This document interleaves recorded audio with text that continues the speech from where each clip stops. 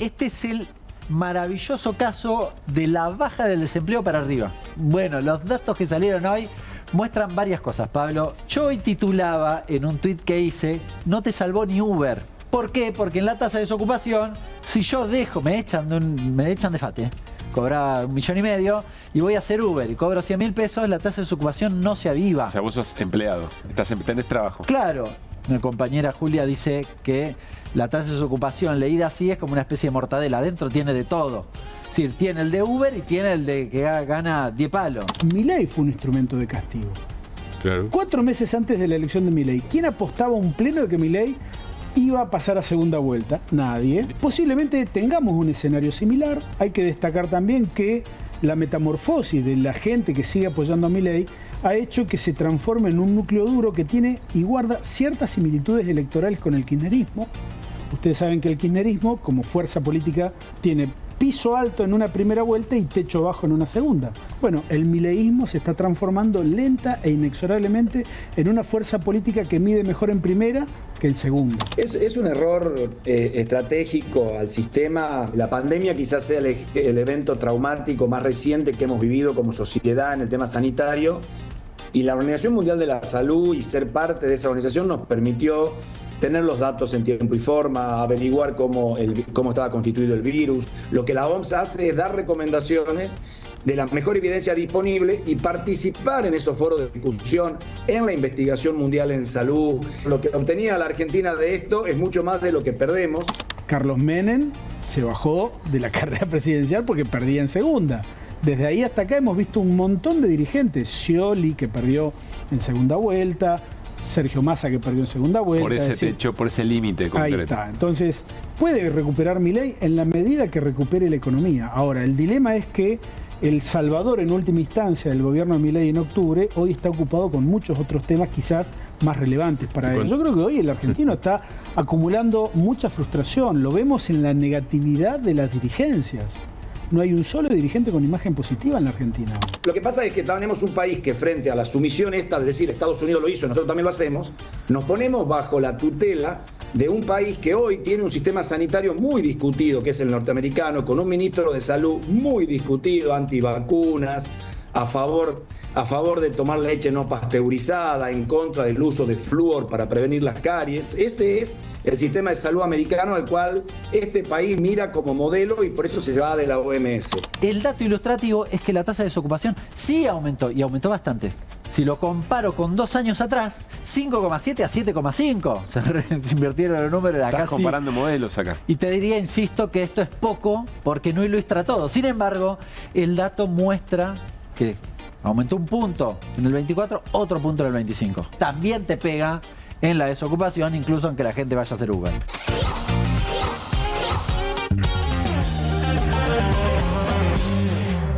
¿Qué tal? ¿Cómo andan? Muy pero muy buenas noches. Arrancamos noche de jueves en QR, aquí en Canalé, en todas las plataformas de perfil, en YouTube. Gracias por estar ahí, por decidir pasar el rato y hacer un repaso de la jornada con algo de reflexión, de mirada, aquí en esta comunidad de QR que va creciendo y mucho. Previa de jueves, como siempre, está Carlos Heller. Hola, Carlos, ¿cómo te va? ¿Qué tal? Buenas noches. Gracias por estar, Guido Bambini. ¿Cómo anda, amigo? ¿Cómo estamos, Pablo? ¿Todo en tranqui? orden? Bien, todo bien. Bueno, algunos disparadores de la jornada. Hay de todo para charlar. Ya estaba el Furlan en los estudios de QR también. Enseguida vamos a hablar con él. Flamante, renueva la representación gremial de la Unión Obrera Metalúrgica. Enseguida se va a sumar a la charla. Pero claro, uno podría decir, a veces hacemos alguna trampa si tomamos algún caso particular y pretendemos hacer que eso represente el todo. ¿Por qué me estoy atajando? Porque quiero que conozcamos 3 casos de trabajadores que están de alguna manera padeciendo el momento. ¿Se acuerdan aquello de la macro y la micro? No, la macro anda fenómeno, pero la micro todavía le falta. Bueno, ahí hay un cortocircuito grande que se refleja, insisto, en algunas situaciones que no hay que tomarlas por el todo. Está claro eso, no para hacer demagogia de esto, pero sí que si uno presta atención a la calle, escucha, está atento, sabe que no son situaciones aisladas. Vamos a arrancar, les presento las 3 situaciones y enseguida charlamos con Carlos y con Guido. Primero vamos a ir a una de las escenas del día, ¿no? Dramáticas. Hablamos de una empresa en Rosario, zona oeste de Rosario, un trabajador de vigilancia que se atrincheró en la garita de vigilancia y que amenazaba, si no le pagaban la totalidad de su sueldo, con prenderse fuego. Y efectivamente eso ocurrió. Nosotros, yo sé que lo que voy a decirles y lo que vamos a hacer es muy antitelevisivo, pero vamos a frenar ahí la imagen. Nos da la sensación, ya nos conocen, si nos siguen de hace mucho, saben que hay ciertas imágenes que no comulgamos pasar mucho más antes del horario de protección al menor, pero efectivamente la policía interviene y el trabajador termina prendido fuego, rueda por las escaleras, después lo pagan, pero está dándole pelea a su vida. Su reclamo era que quería que le paguen la totalidad del sueldo y que estaba en una situación de mucha deuda personal, que no le estaba tolerando, y se da esa situación. Hay preguntas para hacerse, cómo intervino la policía, en fin. Y seguramente este trabajador, esta persona, tenía situaciones personales que lo llevan a tomar esa decisión, porque en esa situación hay mucha gente, pero amenazar con prenderse fuego no todas las personas lo hacen. Pasemos a otra situación. Un móvil de La Nación Más que entrevista a este joven. Escuchen. Encontrar hoy en día. Yo, por ejemplo, no encontré laburo, estuve como un mes y pico tirando currículums y me tuve que ir a la bici, al Rappi. Claro. Y ahora dependo de esto. ¿Y cuánto le sacas a este laburo? Y depende, si es un día más o menos bueno, en un mediodía, 10.000, pero no se le saca mucho. No se puede vivir de esto. ¿Mucho esfuerzo también? Sí. ¿Cuántas horas laburas? Yo ahora mismo 4 horas, porque me tengo que volver temprano porque a la noche es feo. Claro. Pero si no más. Claro. ¿De dónde sos vos? De Espeleta. Claro. ¿Y cuánto tenés de viaje? Tengo como de mi casa 1 hora y media de viaje, claro, en el tren. Claro. ¿Y con lo que ganás de acá laburando con la bici, llegás a fin de mes o te cuesta? Por ahora este es mi primer mes con la bici, pero justito. ¿Y en el trabajo anterior qué pasó? Y me despidieron. ¿Por qué? Te toman de prueba y después te echan. Sin pagarte indemnización, me imagino. No. Es que se aprovechan de los días de prueba y después te largan. ¿Cuántos años tenés vos? Yo tengo 19. 19 años. ¿Y el resto de tus personas cercanas, amigos, están en una situación similar a la tuya? Sí, parecida. Claro. Se la tienen que rebuscar. Muy bien la colega, ¿no? Tratando de sacar la historia de vida, más allá de que está escuchando algo que la línea editorial de ese canal acompaña en términos generales. Ya volvemos sobre esto. Cada cosa amerita que lo llevemos a la mesa de la previa aquí en QR. Y finalmente, Walter Navarro, trabajador de un frigorífico. Escuchen el relato con Reinaldo Sietecase. Nosotros no decimos retiro voluntario, retiro obligado, porque si uno hablaba de retirado o no arreglaba, te amenazaban que no iba a cobrar más y que iba a cerrar la empresa. Y bueno, llegamos al mes de octubre, 150. Y el 31 de octubre cerraron las puertas y se fueron a Buenos Aires, no volvieron más. Y a partir de ese momento quedamos sin ninguna novedad, digamos, sin trabajo y sin cobrar nada, digamos, pero no fuimos despedidos, o sea, legalmente por telegrama, nada, quedó todo así nomás.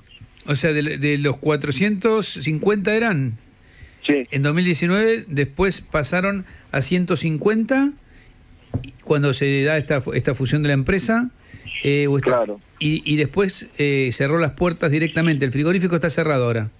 Sí, está cerrado, tenemos gente viviendo adentro, compañeros de trabajo con la familia, digamos, con los hijos, porque por un tema de alquiler, un tema de servicio de luz y eso no pudieron pagar más, y le han pedido a los que alquilaban que se retiren de su domicilio, y a los que le cortaban el servicio de la luz, bueno, estaban sin luz, digamos, sin luz en su casa, sin gas, sin wifi y todas esas cosas.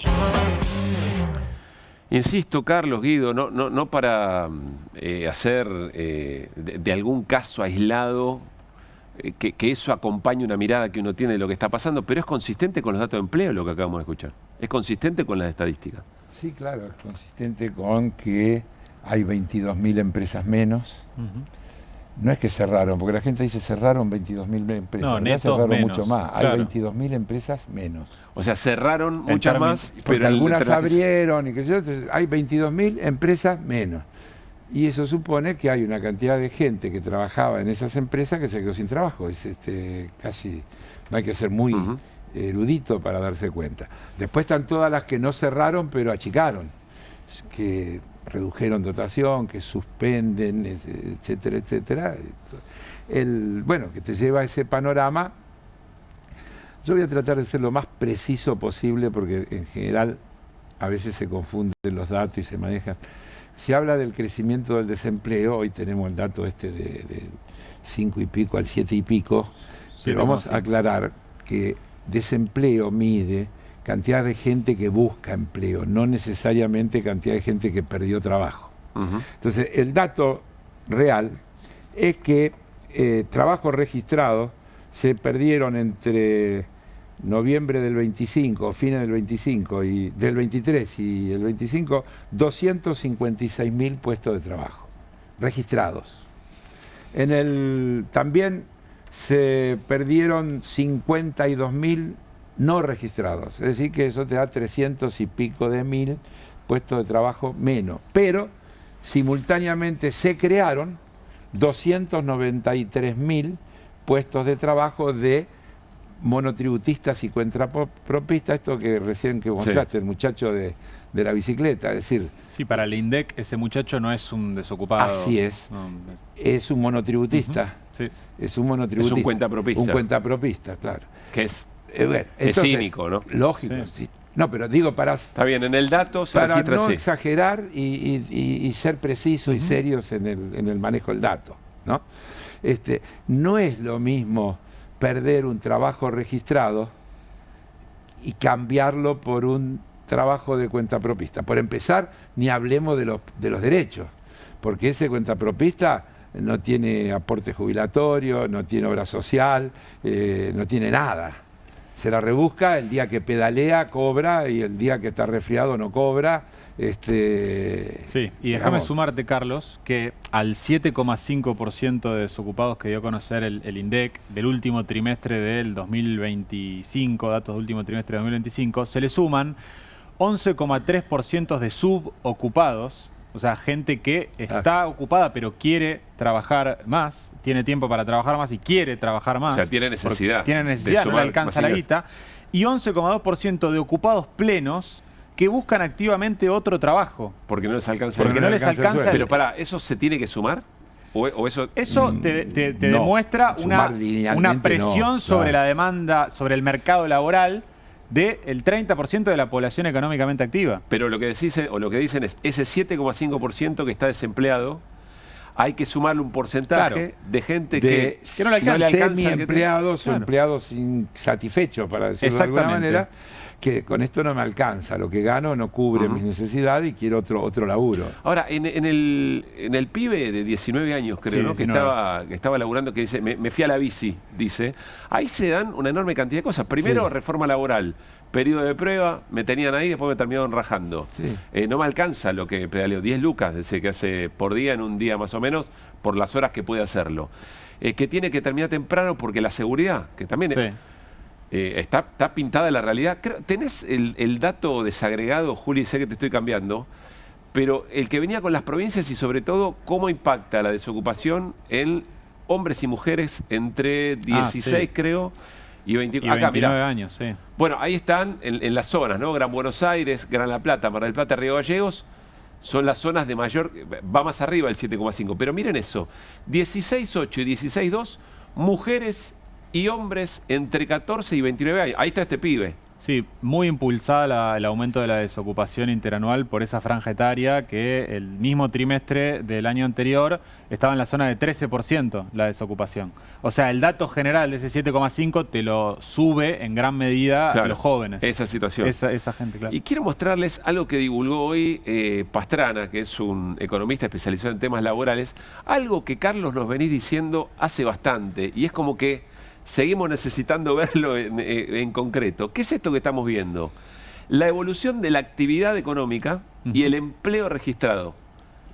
La actividad crece, pero hay un problema, porque algo debería... Lo lógico sería que si sube la actividad, el empleo crezca. Está pasando lo contrario. Hay un gráfico también del Banco Provincia del día de hoy que muestra que de los últimos 20 años, el único con crecimiento del producto y destrucción de empleo registrado privado es el 2025.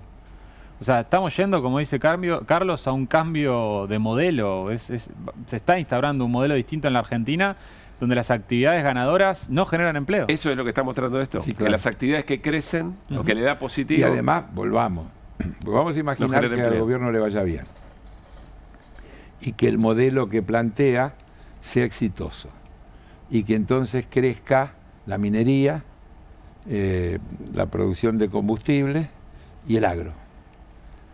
¿Cuánto empleo va a generar? Primero. Segundo, hay una radicación geográfica de las personas. El que queda y pierde un empleo en el Gran Buenos Aires, ¿se va a ir a trabajar a la cordillera? Digamos, porque también entendamos, está en condiciones de hacerlo. Claro. Lo puede hacer, su aptitud se lo permite. Entonces son todos datos que... O a la intermediación financiera. Claro. Tampoco no hay ningún mecanismo, ninguna política pública del gobierno para intentar que se reconvierta esa persona. Claro, no. O sea, pero además agreguemos, Guido, que incluso en estos sectores que estamos hablando hay un dato fenomenal. En el sector de combustibles decreció la cantidad de personal ocupado. ¿Por qué? Porque si bien creció muchísimo en Neuquén con Vaca Muerta, decreció en Chubut y en Santa Cruz por el cierre de los pozos convencionales. Es decir, que el neto de gente ocupada en el sector, digamos, de petróleo, de combustible, decreció en vez de aumentar. En Así minería, y en minería pasa algo parecido. Y en finanzas pasa lo mismo. Así en minería porque la minería no metalífera, ubicada mayoritariamente en la provincia de Buenos Aires para material de la construcción, ha destruido más empleo que la minería metalífera de la plata, el oro y el litio en el noroeste argentino. Y en finanzas, el avance de la digitalización y la inteligencia artificial también ha hecho que sean las actividades ganadoras destructoras netas de empleo durante la Eso era se Milei. ve concretamente en el cierre de sucursales de bancos. Y cierran sucursales, la gente se queda sin trabajo. Hay bancos con planes de retiro voluntario, es decir, tratando de que sea lo menos ruidoso posible. Retiros voluntarios, abro comillas, generosos, donde se ofrece, 50% más que la indemnización que te correspondería, porque se ve como un fenómeno estructural y de que hay que avanzar en esa reducción de gente. Porque en la medida que avanza la digitalización y la gente se acostumbra a hacer sus operaciones bancarias desde el teléfono, desde la computadora, etcétera, las sucursales se van tornando como menos necesarias. Claro. O necesitan incluso obtener menos gente. Claro. Bueno, pero eventualmente, si fuera virtuoso el modelo o el proceso a mediano plazo, tenés gente que yo se no va, creo que sea se va yendo virtuoso. otro. Nosotros estamos en la vereda opuesta. Nosotros mantenemos la red y hablamos de...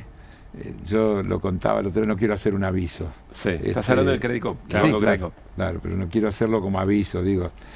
Yo explicaba el otro día cuando un funcionario público me preguntaba o que le explique el modelo nuestro, yo le decía tecnología más parrilla.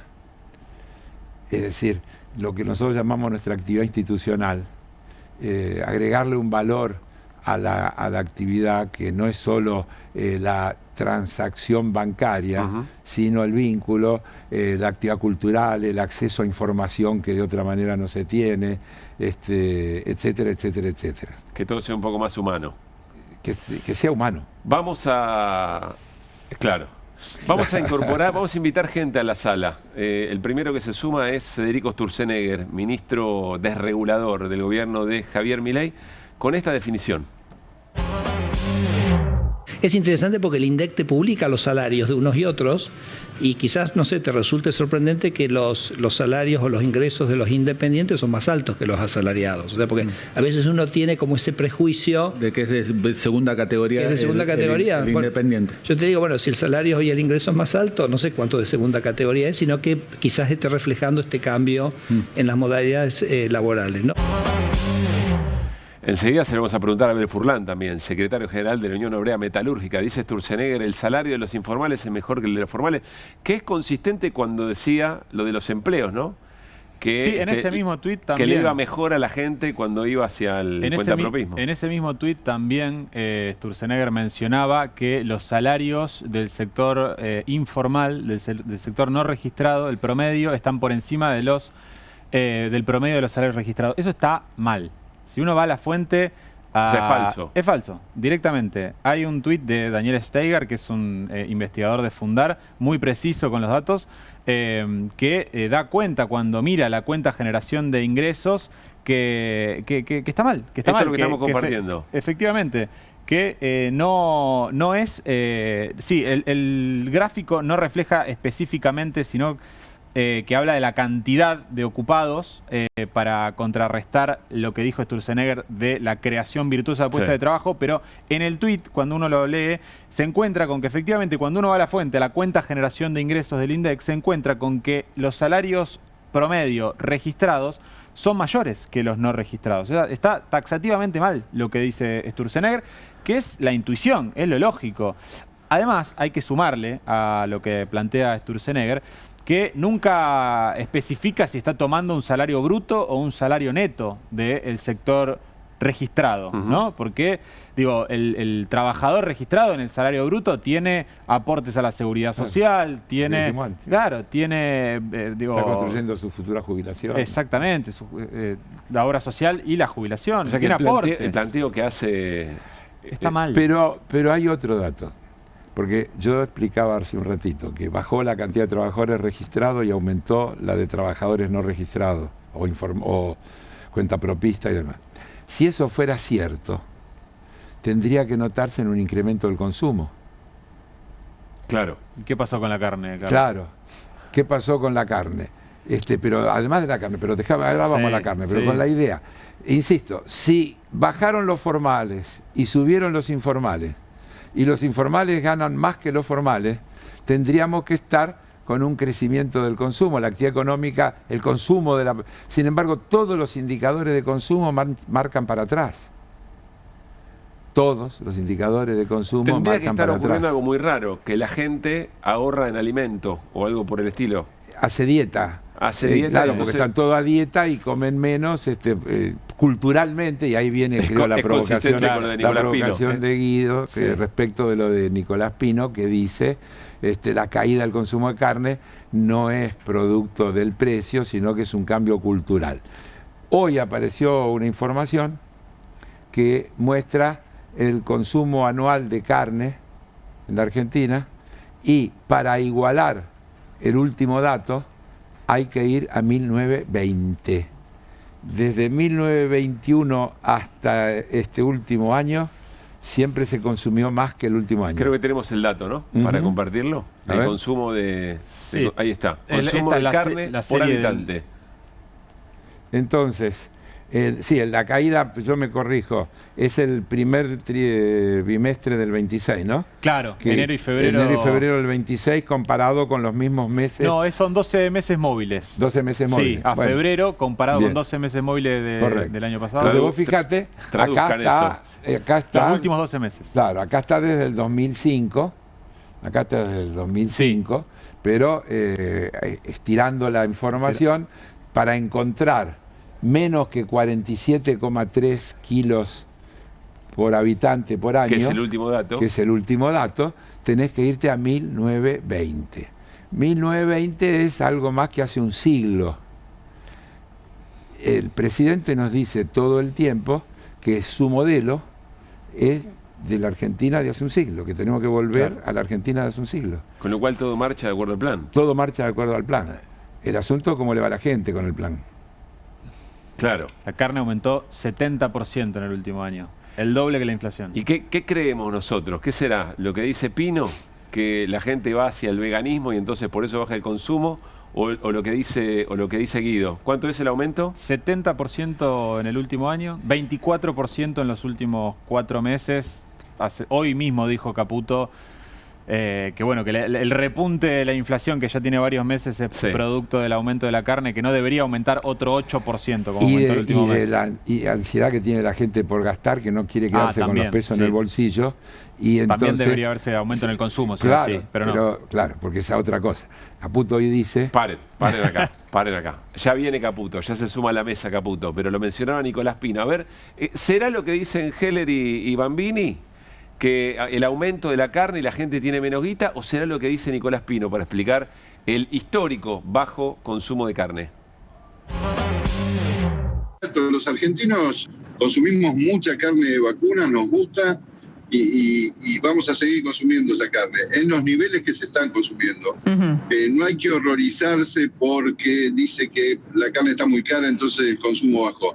El consumo bajó porque culturalmente viene bajando el consumo de carne vacuna. Cuando yo era chico, tengo 60 años, hace 30, 40 años comíamos 70, 75 kilos de carne por habitante por año. Hoy ese número está rozando los 50 kilos. ¿Y eso es porque está cara la carne? No va por ahí. Va por un tema cultural. O sea, que usted se lo adjudica al cambio de hábitos. Cambio de hábitos, por supuesto, pero hay que siempre poner en valor que los argentinos, creo que estamos en el mundo en el puesto número 3 de país consumidor de proteína animal. Quiero decir que nos consumimos 114, 115 kilos de carne de proteína animal, que eso es un dato muy interesante y muy importante que habla de la conducta del consumidor argentino, ¿no? Bueno, ahí estaba efectivamente Nicolás Pino hablando de los patrones culturales, parecido al que se suma ahora también en la previa de QR, que es el ministro de Economía, Luis Caputo, que hoy dijo, en realidad, lo que explica que las cosas no estén andando como nosotros queríamos es un factor psicológico de la sociedad. Le rompieron la cabeza a los argentinos y a las argentinas. ¿Quién fue? Adivinen, miren.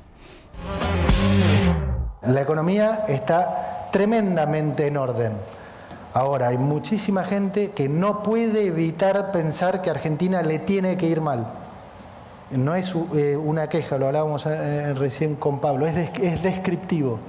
O sea, el daño no solo económico, sino psicológico que ha hecho el kirchnerismo en la gente es brutal, brutal. Entonces, es importante, digamos, que se entienda que ahora la situación, digamos, un shock externo como este no impacta en Argentina como hubiera impactado siempre, porque se están haciendo las cosas bien. Bueno, uno supone entonces que, por ejemplo, los trabajadores y trabajadoras metalúrgicas no necesitan un Abel Furlan como secretario general, necesitan un psicólogo. A Rolón necesitan. Abel, ¿cómo te va? Buenas noches. Buenas noches, gracias por compartir la previa y la mesa en QR. No, al contrario, gracias a ustedes. ¿Tiene razón Caputo? ¿Tenemos la cabeza rota y por eso no anda el plan? Bueno, la realidad es que ya muchos argentinos y fundamentalmente los trabajadores se están dando cuenta que nos quieren hacer un cuento que tiene como sustento la mentira. A ver, hay una realidad que la vemos y la palpamos todos los días. Tengo cientos de miles de compañeros que han perdido los puestos de trabajo, que se quedaron sin lo más preciado que puede tener un trabajador, que es el sostén de su familia, que es la contraprestación porque tiene un empleo. ¿Metalúrgicos cuánto? 35.000 desde que está mi ley. 35.000. Vengo la semana pasada, estuve en Tierra del Fuego apoyando a los compañeros de Aire del Sur, que el empresario desapareció y ni siquiera tuvo la dignidad de enfrentar a los trabajadores y contarle por qué tenía que cerrar la empresa. Ahí al libre albedrío, y la realidad es que esto es una situación permanente. Este cuento, esta mentira que la quieren sostener a capa y espada todos los días, no tiene absolutamente nada que ver con la realidad.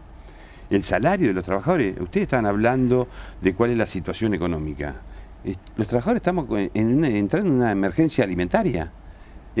La contraprestación, el salario no alcanza ni siquiera para garantizar el plato de comida, lo más esencial, lo más urgente que tiene cualquier trabajador. Llega apenas 10 días. A ver, el promedio salarial, ¿cuál es? 800.000 pesos. De esta manera viven la mayoría de los argentinos. El promedio nos salarial quieren está hacer? debajo de la canasta básica. Pero sí, que, claro, no, de la canasta básica está como 1.300.000 pesos o 1.400.000. 1.400.000 para un hogar de 4 personas. Sí. Exacto. Sí. Entonces, es un cuento, un relato que ya no se sostiene más, de verdad, no es creíble. Pero, Carlos, el problema es psicológico, eventualmente, dice Caputo, no un problema del modelo. Sí, claro. Todo lo que plantean, el modelo está ordenado, está todo fenómeno. Ahora, la gente consume menos psicológicamente, duerme en la calle psicológicamente, si le elige el aire libre porque le gusta la vida, el contacto con la naturaleza. Es decir, son todos fenómenos psicológicos, no es que hay crisis económica. No, que además yo en materia vivo, macroeconómica paso por el también. centro, estoy en el centro Sí. mucho, ¿no? Y a la noche cuando nos vamos, toda la noche vamos contando en las cuadras la cantidad de gente que duerme a la intemperie. No resiste ningún análisis serio esto de que la gente quiere gastar más porque no se quiere quedar con los pesos, porque le metieron cosas en la cabeza. ¿Cómo es eso? También lo dijo Caputo hoy, ¿no? Sí, también lo dijo Caputo. Que la gente no quiere gastar peso y ¿qué efecto tiene? No, ¿por qué no puede parar la inflación? Porque todavía la gente le queman los pesos porque tiene el fantasma de la inflación, entonces los gasta y con eso mantiene los precios altos. Él habla de precios relativos. ¿Te acordás que yo explicaba el otro día? El precio relativo más importante es el salario, porque todos los precios, no importa mucho si cambió el precio de la Coca-Cola en relación a la carne, lo que importa es para cuánto alcanza el salario.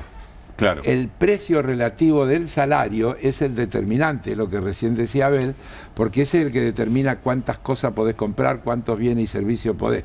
A lo que hay que agregarle que es no es real el dato de inflación porque está compuesto de una manera que no responde a la realidad de la economía.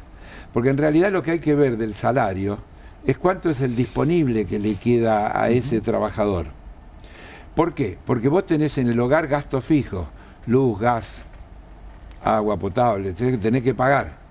Cuando pagás eso lo tenés que pagar todos los meses. Entonces, el disponible para consumir es el neto. Si tenés alquiler, tenés que sumar el alquiler. Entonces, yo te digo, alquiler, luz, gas y agua potable, ¿cuánto te quedó para consumir? Y me falta transporte, que si laburás tenés que viajar, porque difícilmente trabajes a la vuelta de tu casa. Otro gasto fijo, ¿cuánto te quedó para consumir, para satisfacer tus necesidades alimentarias? Bueno, un dato del INDEC, ¿no? De la cantidad de gente que saltea el almuerzo en el laburo para ahorrar. Ahora, entonces, también será un cambio cultural ese. Seguro, claro. Fit. La síntesis es lo que dijimos el otro día el Frente de Sindicatos Unidos cuando hicimos una conferencia de prensa anunciando nuestro propio INDEC, que lo vamos a anunciar todos los meses. Cuando uno toma en serio las necesidades que tiene que cubrir un trabajador y su familia, que no tiene que estar solamente a tener en cuenta la cuestión alimentaria, sino la vestimenta, la educación, el transporte y todo lo demás. Y la recreación. Y la recreación. Parece que nos olvidamos del ocio. Claro. Exactamente. Necesitas 2.700.000 pesos. 2.700.000 pesos. Y lo hemos hecho de una manera responsable a esa situación. Claro. Este relato empezó en el gobierno de Macri con González Fraga, donde nos dijo, a los argentinos le hicieron creer que podían tener aire acondicionado, que podían vacacionar, que podían... Bueno, sigue el relato ese. Es un cuento muy bien armado que claramente todos los días lo repiten, y la gente, hay un porcentaje de la sociedad que en algún momento se lo creyó, creyendo que eso iba a ser o iba a dar una oportunidad. Bueno, esa es la base de la narrativa, para mí muy efectiva, de que efectivamente, proyecto Naranjo en Flor, dice Carlos Heller, había que sufrir porque las cosas no estaban bien, porque era toda una fantasía y entonces después vendrá... Pero ¿por qué tenemos que sufrir los trabajadores si no hemos cometido y no hemos sido responsables absolutamente de nada? Los trabajadores en Argentina no fueron los que se fueron a pedir endeudamiento al Fondo Monetario Internacional. Los trabajadores en Argentina no fueron los que generaron una crisis en cuanto a que la inflación llegara a los porcentajes que llegó. En todo caso, somos los que sufrimos las consecuencias de esas políticas. ¿De qué nos quieren hacer cargo? ¿Cuánto más cosas le van a cargar a los trabajadores en su mochila? Ahora con una reforma laboral que pretende, la síntesis de todo eso es sometimiento y pérdida de dignidad. Entonces, ¿de verdad creen que la ley de reforma laboral que consiguieron con la complicidad de algunos gobernadores que la verdad no van a poder transitar por las calles de sus provincias con lo que han hecho? Porque cuando los trabajadores empiecen a sufrir las consecuencias de lo que va a producir esa reforma laboral, va a ser dramático y vuelvo a reiterar, no van a poder caminar libremente por sus provincias porque se lo van a señalar cada uno de sus conciudadanos. Pero esa realidad no va a generar puestos de trabajo, no le va a dar ninguna oportunidad a la Argentina. A ver, ¿cuántas veces tenemos que decir que cuando uno mira el mundo global en el que vivimos, la principal disputa es quién se queda con el trabajo calificado? Esta es la principal disputa entre dos potencias en el mundo, Estados Unidos y China. Los países centrales que definieron darle valor agregado a sus insumos, a sus recursos naturales, se industrializaron. Estados Unidos, Europa, Japón, hoy China. ¿Qué quieren inventar con que la industria, aquel que defiende la industria nacional es un chorro? Pero estamos todos locos, ahora, de verdad. ¿Cómo vas a hacer? Porque el gobierno dejó trascender, nunca hay un funcionario que dice vamos a topear las paritarias al 2%, no funciona así, pero deja trascender que efectivamente aumentan las paritarias, aumenta la negociación paritaria al 2, venía del 1, pero la inflación te dio 2,9 en los 2 primeros meses. ¿Cómo van a enfrentar eso en la negociación? 2,8 en diciembre. 4.1 la canasta alimentaria, 2,9 en enero, 4.7 la canasta alimentaria. Es total mentiroso. Y encima en enero fueron y le empezaron a meter mano al INDEC. Porque de verdad lo criticaban al kirchnerismo de que el INDEC estaba tocado y ahora ¿qué están haciendo ellos? ¿De verdad es creíble eso? Pero entonces ¿cómo van a hacer? Porque en definitiva va a ser bueno, a la disputa, a pelear en la calle. ¿De verdad estamos en crisis alimentaria los trabajadores? El sueldo de los trabajadores no garantiza absolutamente ni siquiera lo más esencial que es la cuestión alimentaria. Entonces, nosotros desde el Frente Sindicato Unido vamos a salir a pelear. Mirá, en marzo, el 31 de marzo, empiezan a finalizar la mayoría de las paritarias. En abril se empiezan a abrir. La disputa en la calle. De verdad te digo, no se sostiene más esto. Y vamos a hacer nuestra la pelea de las universidades porque nosotros creemos en las universidades públicas porque sabemos que la educación para nuestros hijos es fundamental. Vamos a hacer nuestra la pelea por la salud pública. El Garrahan tiene que seguir siendo una alternativa para darle respuesta a nuestra sociedad. Se van a vincular cada lucha. Vamos a seguir, a pesar que nos digan chorros, defendiendo un modelo de industria para nuestro país porque disponemos de 8 o 10 recursos naturales que van a ser la demanda de todo el mundo. ¿Cómo no vamos a estar discutiendo y teniendo en la agenda de los trabajadores cuál va a ser el modelo de desarrollo de nuestra industria para los próximos 40 años? ¿Estamos todos locos? ¿Qué es lo que nos quieren hacer creer? ¿Qué sumás, Carlos? Te vi con ganas de sumarle algo a eso. Sí, que leí que el gobierno está mandando esta semana un conjunto de proyectos de ley al Parlamento. 2 de esos proyectos tienen que ver con revisar la ley de financiamiento universitario y la ley de financiamiento para personas con discapacidad. Van al Parlamento, a ver, lo están mandando al Parlamento. Es decir, ¿cómo fue esto? Aprobamos la ley, la vetó el presidente, volvió al Parlamento y se volvió a aprobar con la mayoría especial necesaria y entonces la tuvo que promulgar. Ahora, que ya está promulgada y que nunca se puso en funcionamiento ni se reglamentó, están anunciando que, suponiendo la idea de que tienen una composición parlamentaria más favorable para sus objetivos, están mandando la reforma de las 2 leyes para recortarlas. Es decir, para seguir con el ajuste. Y eso me lleva a otra cosa de las que dijo hoy el ministro de Economía, que arranca de una cosa que uno podría decir, dice, y está bien, él dice, en el mundo entero la deuda, el capital se refinancia y lo que hay que tener es con qué pagar los intereses. Y los intereses se pagan con el superávit primario. Pero resulta que cuando cae la actividad económica, se reducen los ingresos fiscales. Está pasando eso, la regulación está pasando. Hace 7 meses. Entonces, para mantener ese superávit primario necesario para pagar los intereses de la enorme deuda que tiene la Argentina, tenés que ajustar el gasto. Y entonces vienen estos proyectos, por eso estoy vinculando, porque tienen que seguir recortando el gasto. ¿Y qué van a seguir recortando? Los jubilados. Los jubilados, la salud, la educación, la obra pública, es decir, todo lo que tiene que ver con nivel de vida. hasta el límite de la resistencia a los ajustados. Esto que coincide exactamente con lo que acaba de decir Abel. Pero esto es una frase mía acuñada en los 90 en mis charlas con Eduardo Aliberti, donde él me preguntaba provocativamente hasta dónde puede seguir el ajuste.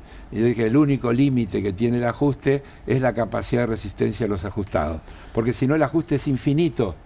Porque si yo quiero tener equilibrio fiscal y quiero al mismo tiempo reducir la presión impositiva, y eso me trae además una reducción de la actividad económica, y eso me genera menos ingresos fiscales, no hay otra manera que recortar del otro lado. A ver, les quiero preguntar a Abel Furlan por la representación de esa resistencia de los ajustados, pero mostrándole esta imagen, porque como les explicamos, Abel Furlan en las últimas horas fue reelecto secretario general de la Unión Obrera Metalúrgica.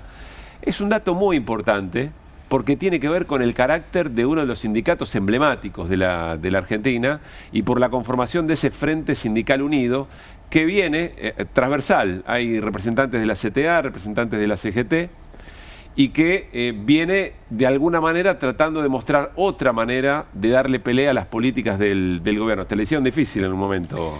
Sí, Abel, me la hicieron difícil, pero claramente creo que el voto de confianza que nos han dado los compañeros a partir de la elección que hicimos en mi territorio, en Zárate Campana, y ayer en la elección del secretario nacional, queda muy demostrado de que no es que los compañeros no quieran luchar.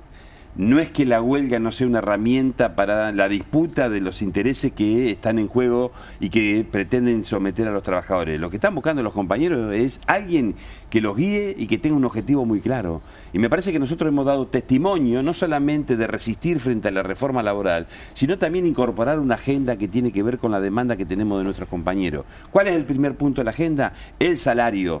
No se puede sostener más que el salario no garantice las necesidades básicas. Pero me pongo en otro lugar y te digo, no, el trabajo, Abel. Porque cuando vas a hablar con las patronatas y dicen, mirá, vos querés más salario, yo te digo, si vos seguís insistiendo con el salario, yo tengo que recortar puestos de trabajo. Pero yo debo ser respetuoso con lo que me dicen y la demanda que tengo de mis compañeros. Es el salario. Por supuesto que también ahí está el tema de defender un modelo de desarrollo de nuestra industria, porque sin industria no hay ninguna posibilidad de que haya trabajo y de que haya un salario digno. Y por supuesto que en esa agenda también tiene que ver con lo que te acabo de decir. La Argentina hace 50 años que no se pone de acuerdo cuál va a ser el modelo de desarrollo del país. Y creo que eso tiene que ser parte de la agenda, y los trabajadores no podemos estar ajenos de esa discusión. Tenemos que recuperar la centralidad. No hay ninguna posibilidad de construir un país digno sin que los trabajadores seamos actores de esa discusión. Y esto es lo que nosotros estamos proponiendo. Y hemos asumido algo muy importante, que no estamos esperando que venga el Mesías, que no estamos esperando que la política se ordene y se ponga de acuerdo. Sentimos que tenemos una responsabilidad histórica los trabajadores y los dirigentes sindicales fundamentalmente de estar incorporando y dando esa lucha en las calles y dando esa lucha en cualquiera de los debates, porque es esencial para la Argentina. Nosotros no somos dirigentes gremiales que solamente representamos a los trabajadores. La Unión Obrera Metalúrgica tiene 83 años de vida y no solamente se comprometió a discutir los derechos de los trabajadores, también a ser protagonista de qué modelo de país queremos para los argentinos. Sabemos que vivimos en un territorio en disputa. No puede haber un reclamo sectorial, decís vos. Tiene que ser un reclamo atado a una discusión de modelo. Pero por supuesto, pero si el mundo está en disputa, la Argentina, por disponer de los recursos naturales que tiene, es un territorio en disputa. ¿Alguien puede pensar que la Argentina no puede estar en guerra en 30, 40, 50 años? ¿Alguien nos puede asegurar a eso? Claramente que no. O en 30, 40, 50 días. Claro, por supuesto. Por lo que dijo ¿cómo en 50 días, Carlos? Lo que dijo el presidente. Y el presidente ha dicho que forma parte de la alianza que está llevando adelante el conflicto y eso entre puede traer Estados Unidos e Israel, sí, claro. con Irán. Entonces, y hoy yo leí, no sé, informaciones donde dicen que una posibilidad que Argentina mandara buques. No lo descarta, le preguntaron a Kirchner, y Kirchner no lo descarta. Por eso, bueno, quiere decir que está dentro de las variables que se analizan. Yo creo que el gran objetivo que tenemos los trabajadores es incorporar nuestra propia agenda, que es lo que nos demanda nuestra gente. Acá nos hicieron creer que hay una agenda que no es la nuestra y que la tenemos que aceptar mansamente, porque es lo que va a resolver el problema. Es lo que están diciendo ellos, la desindustrialización del país, el entregar la soberanía así mansamente para que venga cualquiera. Lo que está sucediendo en el sur, dándole el puerto en Ushuaia, con el cruce bioceánico y todo lo demás, con bases militares, paren un poco. ¿Qué se piensa? ¿Que somos tontos los trabajadores? ¿Que no nos damos cuenta qué es lo que están armando para el futuro de esta sociedad? ¿Lo escuchaste hoy a Sturzenegger decir que en Argentina se viene un gran proceso de reindustrialización producto del gas barato de vaca muerta? Pero a ver, vamos a discutir en serio esa situación. Tenemos hoy abastecimiento energético, que es el problema que existe en el mundo global en el que vivimos. ¿Vamos a pensar un desarrollo de nuestra industria dándole energía barata para que sea más competitiva, o vamos a permitir lo que está sucediendo hoy, que 4 vivos se llenen los bolsillos llevándose el gas y el petróleo? Porque hoy todos los días te aumentan la nafta, te aumentan los combustibles, te aumenta la energía, le perforan el bolsillo a los trabajadores con los servicios. En vez de estar pensando que eso tiene que ser un instrumento, una herramienta para que nuestra industria sea más competitiva. Los insumos difundidos, vamos a discutir los insumos difundidos para que eso tenga que ver con que la cadena de valor de toda nuestra industria tenga capacidad de reacción y competitividad para lo que hoy demanda nuestro mundo. Sé que estás de acuerdo, Carlos, con eso, pero ¿qué sumás? Que es un tema de modelo, claramente es un tema de modelo, porque si vos no le agregás regulaciones que protejan esa producción industrial nacional de la que nos habla Abel, no hay forma que sea sustentable. Entonces, si vos tenés una mejora en la distribución de la torta vía mejora del salario y una protección a la producción nacional frente a la producción importada, razonable, no para que 4 vivos se llenen los bolsillos con sobreprecios, regulando también los precios, haciendo que esas empresas sean razonablemente rentables, pero poniéndole un límite que tiene que ver con lo que ganan los trabajadores, o sea, y los Chatarrín consumidores. le tenés que poner un límite. Así es, sí señor, es así, tiene que haber regulaciones, si vos dejás todo en manos del mercado. Pero escúchame, la política de Trump económica se basa en aranceles. ¿Vos creés que porque los aranceles todo lo leen simplemente como una medida, digamos, coercitiva, represiva, de castigo, que efectivamente también es así porque Trump la utiliza, pero esencialmente es porque si no pone esos aranceles, no tiene protección el trabajo norteamericano. Y él ganó las elecciones prometiéndole a los ciudadanas norteamericanas que iba a volver a generar trabajo local, pero a ver, protegiendo la industria nacional. Entiendo lo que plantean, pero quien tiene que entenderlo es una porción mayoritaria de la sociedad. Sí. Y acá voy a una pregunta. Vos, quien puede leer entre líneas, escucha un sector del sindicalismo que dice, ¿qué le vienen a pedir al sindicalismo? Que esté en la calle si la política no hace lo que tiene que hacer. Y hay un sector de la política que le reclama permanentemente al sindicalismo que no esté en la calle. Yo lo que leo ahí también es como si hubiera una suerte de distancia, de comprensión de que el interés personal de un trabajador o una trabajadora de lo que le falta está distante de una discusión de modelo. Es como si se hubiera perdido esa Porque capacidad. No hay agenda pero para ese discutir. Es el problema. No hay agenda para discutir. Nosotros tenemos que hablar Dijimos de cara a la sociedad vos fíjate. Para decirle qué es lo que está en juego y cómo se resuelve esto. Esto se resuelve con más trabajo, con más industria. Pero hay oído en la sociedad para escuchar. Bueno, hay que empezar a generar este debate porque la sociedad, también está indefensa. ¿Quién plantea esto? ¿Cuánto hace que nosotros no planteamos cuál va a ser el modelo de desarrollo? ¿Por qué lo vamos a plantear? ¿Por qué el propio Trump, el que este gobierno aplaude de pie y a viva voz, ¿por qué está defendiendo su propia industria? ¿Por qué sube los aranceles y protege todo el entramado productivo cuando nosotros abrimos nuestra economía para que se destruya todo el entramado productivo? ¿Quién se va a hacer cargo? 22.000 empresas dejaron de existir en la República Argentina. Argentina. Si vos mirás la oposición en este momento, no toda la oposición, pero un sector que está ganando mucho protagonismo, no están planteando modelos, están planteando armar un cordón sanitario contra Milei donde entra Moreno, donde entra Villarruel, donde entra Pichetto Y yo no sé ahí si efectivamente... Hay que patear el tablero, Pablo. Entra la reta. Hay que patear el tablero, hay que mostrar rebeldía, hay que poner una agenda que tenga que ver con las grandes mayorías populares, con los trabajadores. Si no hay trabajo, no va a haber posibilidad de que nuestro pueblo pueda encontrar la Pero dignidad. patear el tablero para vos, Abel, ahí te pregunto lo mismo, Carlos. Patear el tablero para vos significa no tener prejuicio ideológico con Larreta, Villarroel, Moreno, etcétera, o patear el tablero es ir por la discusión de modelo. Yo no estoy esperando que nadie me venga a acompañar. Nosotros queremos asumir nuestra responsabilidad como trabajador y como dirigente. Nosotros somos actores de poder en la sociedad argentina. Somos, por suerte, todavía mayoría en este pueblo. ¿Cómo vamos a estar dejando que otros resuelvan por nosotros? ¿Cómo vamos a estar dejando que otros construyan una agenda que no tiene nada que ver con lo nuestro? Tenemos que asumir esa responsabilidad. Y esto es lo que estamos planteando desde el Frente del Sindicato Unido. Hacernos cargo de lo que otros no se hicieron cargo nunca. Y hacernos cargo de que lo que nosotros también dejamos de hacernos cargo. Entiendo. Porque en algún momento el movimiento obrero tuvo una centralidad y discutió un modelo de desarrollo y lo defendió, lo supo defender. Entonces hay que recuperar esa centralidad, esa discusión. Y vos, Carlos, desde la política, ¿cómo resuelves este dilema? Hay que construir una propuesta que incluye todo lo que acaba de decir Abel y que tiene que ser eso, el programa. Yo ya me lo escuchaste decir infinidad de veces.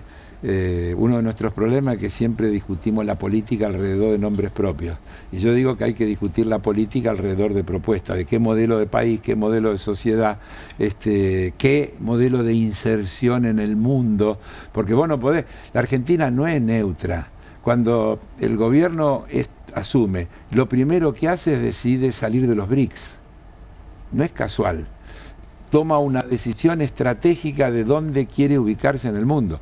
Sale de los BRICS y se alinea con Estados Unidos.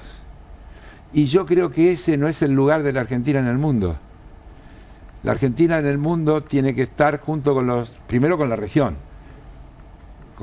de la que formamos parte, desarrollándose fuerzas productivas en conjunto y luego con el mundo en vía de desarrollo. Si vos mirás la historia, porque ya pasó esto antes, el tercermundismo, todos los no alineados, todo el tiempo ha habido en el mundo una necesidad de que esos países que quedaban metidos y atrapados en la lucha entre los países, las potencias, pudieran tener su propia propuesta, sus propias reglas, sus propios objetivos. Sigue siendo igual. La Argentina peleó años para estar en los BRICS. Y los BRICS son un mercado enorme y a la vez un lugar donde podemos pedirle que no nos invadan países como China, que tiene un desarrollo productivo que si hay desregulación absoluta se lleva todo puesto. Invita a otra conversación, a otro desafío. Antes de que se vaya Abel, que sé que tiene otra agenda, y otra vez gracias por estar, les quiero mostrar algo sin decirles nada y les pido una reflexión sobre lo que vamos a ver. Dale, Juli. En primer lugar, la libertad de precios. En segundo término, la libertad de las transacciones cambiarias con la eliminación de los controles de cambio. Tercero, la libertad del comercio exterior. Cuarto, la libertad de exportación. Quinto, la libertad de importar. Sexto, la libertad de las tasas de interés. Séptimo, la liberación de los alquileres y la eliminación del control. Octavo, la eliminación de las tarifas políticas de los servicios públicos. Noveno, la eliminación de los subsidios y las protecciones excesivas para ciertos sectores privilegiados de la economía que distorsionaban la misma. Décimo, la libertad de la contratación de los salarios. 11, la libertad para las inversiones extranjeras bajo reglas justas y sanas. Y 12avo, la libertad para la transferencia de tecnología en un marco que promueva y no obstaculice este movimiento fundamental para la modernización de nuestra economía de acuerdo a los más altos intereses nacionales. ¿Sabe qué le faltó ahí? ¿Qué le faltó a ver? Viva la libertad, carajo. Y es lo Es mismo buena. que ahora. Es buena. Y es lo mismo que ahora. A ver, eso, 4M, ¿sabe qué era lo más contundente? Dice una propaganda que debes recordar vos. La silla que se Sí, rompía, la silla, claro. que me mostraban que teníamos que poner valor lo que venía de afuera. Me trataste viejo, ¿eh? Yo te voy a acordar vos. Escuchá, pero ¿sabe cómo termina esto? Como terminó en aquel momento. En los 90 después, Neutan y Mariano Grondona ¿Qué decían? ¿Cuál era la mochila que la Argentina no podía despegar? La deuda externa. Claro. Ese es el segundo paso que viene. Cuando se vaya este gobierno y venga otro gobierno que quiera hacer las cosas, la mochila de plomo. Claro, te dejan la mochila. Entonces, de vuelta a discutir que es imposible poder transformar esta realidad que nos duele porque la deuda que nos dejó el gobierno es exactamente lo mismo. Y el tema de la deuda es un tema que empecemos... No, es cada vez peor porque la deuda es más grande. Claro, seguro, es más grande, claramente. No pero es lo que viene. Lo por eso digo que los trabajadores debemos estar discutiendo nuestra propia agenda y advertirle a la sociedad para que no nos vuelvan a contar el cuento que ya sufrimos en otras oportunidades. ¿Cuántas veces, Carlos, nos contaron este cuento? Bueno, yo ya te lo dije un montón de veces. Yo cumplí 85 años, así que yo me la viví toda la película. Primero vino uno que dijo que había que pasar el invierno. Después vinieron estos que recién vos mostraste. Martínez de Oz, ministro de Economía de la dictadura, y estaba explicando 12 puntos de su plan económico. Claro. Y allí escuchamos...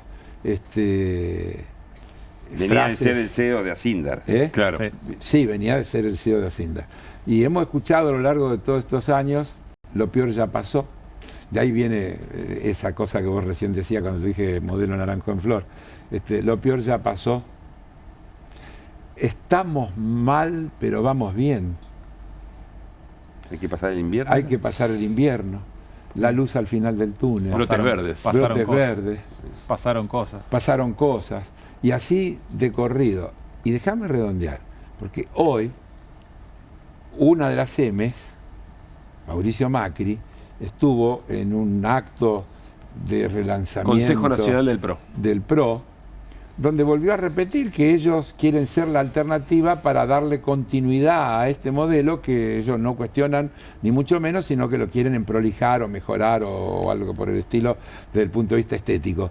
Es decir, acá se viene llevando a la práctica con interrupciones un proyecto que arranca allá lejos. ¿Por qué digo con interrupciones? Porque es lo que recién decía Abel. Cuando viene un gobierno que quiere hacer lo contrario, tiene primero que remontar la cuesta del paquete que le dejaron y que además todo el aparato global se le pone en contra, porque así como hoy el Fondo Monetario Internacional dice no, está bien Argentina, no resolvió el problema pero están haciendo esfuerzos, van en la dirección correcta, los tribunales norteamericanos fallan, vamos a esperar en el juicio de YPF, no hay apuro, vamos a esperar que se resuelva, que sé yo cuánto. Cuando viene un gobierno de carácter popular que quiere modificar esto, todo eso se alinea en contra y te empiezan a pegar desde todos los costados. Por eso no alcanza. Lo que dijo Abel lo suscribo totalmente, pero además tiene que tener un lugar de inserción global porque la batalla es mundial y entonces vos te tenés que aliar en esa política con tus aliados naturales, yo te diría en la región y con los países de la región que tienen el mismo problema, que enfrentan los mismos desafíos y que tienen que resolver las mismas cuestiones. Carlos, ¿te quedas un minuto más? ¿Cómo no? Porque quiero que escuchemos a Macri, es muy didáctico escucharlo y tratar de entender la discusión de modelos. Y antes si Macri es didáctico, yo me voy. No, quizás. Para mí no es. Te la discuto en un rato. Mataste. Y iba a decir antes de despedir a Abel, pero no lo voy a decir despedir porque me clava un paro acá en el estudio. Antes de saludarlo a Abel, déjame preguntarte, vos no eras representante gremial durante la dictadura, eras tornero, estabas laburando. Sí, era tornero, apenas un tornero. ¿Y qué signifificaba ser obrero metalúrgico en la dictadura? Y con eso te prometo que te... Un orgullo, por eso yo creo que hay que recuperar la esencia, hay que recuperar la historia. Me parece que a los trabajadores le han ganado la cabeza, por supuesto, la aparición del celular, donde hoy mi mayor preocupación, por ejemplo, es los chicos de 12, 13 años que salen de la escuela primaria, que están ingresando a la escuela secundaria y que están en contacto con un celular que 7, 8 horas por día, que un algoritmo le está formateando la manera de pensar. Que también es un tema global que supera lo nacional. Exactamente. ¿No? Pero son los chicos que dentro de 3 años empiezan a votar el presidente de este país por 50 años. ¿Con qué cabeza? Bueno, en algunos lugares prohíben redes sociales a menores de 16. Bueno, está avanzando eso. Está avanzando. Esa discusión también. Pero yo digo, los trabajadores tenemos que ocupar la centralidad. Somos mayoría. Es mentira que nosotros no podemos opinar, que nosotros no podemos dar debate a todos estos temas que son parte de la demanda. Los trabajadores deben construir una alianza también con los sectores medios de la sociedad en la Argentina, por que supuesto. son muy amplios y que tienen que formar parte de ese gran frente frente, que es el que puede tener la fortaleza para enfrentar todos los desafíos. Y hay un sector sector del entramado productivo empresarial que está sufriendo las mismas consecuencias que nosotros. Tienen que venir y tienen que venir a discutir con nosotros y a dejar de esconderse, dejar de tener miedo. Hay que poner la cara, hay que resistir y hay que decir la verdad que nosotros sentimos que es. Porque tenemos esa responsabilidad histórica. ¿Por qué la vamos a estar ocultando? Es cierto, ¿eso tiene costo? Sí, tiene costo. A mí me vienen cagando a palo. No importa. ¿Sabe qué? Tengo dignidad. ¿Sabe qué? La felicidad de que mis compañeros me hayan revalidado el puesto de secretario general por 4 años más, a pesar de todo lo que estamos padeciendo, porque nos cierran empresas, no podemos recuperar salario, así todo, che, lo que estás haciendo está bien. Bueno, es esto, ¿tiene costo? Y sí, algunos, viste, te dan y te dan y te dan. Pero bueno, es lo que nos tocó. ¿El Frente Sindical de Sindicatos Unidos marcha junto el 24? Sí, claro, vamos a estar ahí con una columna propia, sí. Abel, gracias. Gracias a ustedes. Y felicitaciones por la reelección. Muchas gracias. Aunque suene mal, reelección, pero está bien, lo es. Gracias por estar. Gracias. Bueno, lo que nos comprometimos recién, hoy estuvo Mauricio Macri en una suerte de relanzamiento del PRO, reunión del Consejo Nacional, y dejó algunas definiciones que son interesantes para, como recién planteaba Carlos, leer entre líneas. Dale. Sabemos que el kirchnerismo no está muerto. Sabemos que el populismo no desapareció. Y si intentan volver, mejor dicho, cuando lo intenten, el PRO va a estar ahí para impedirlo, como siempre estuvo, sin dudar, sin dudar.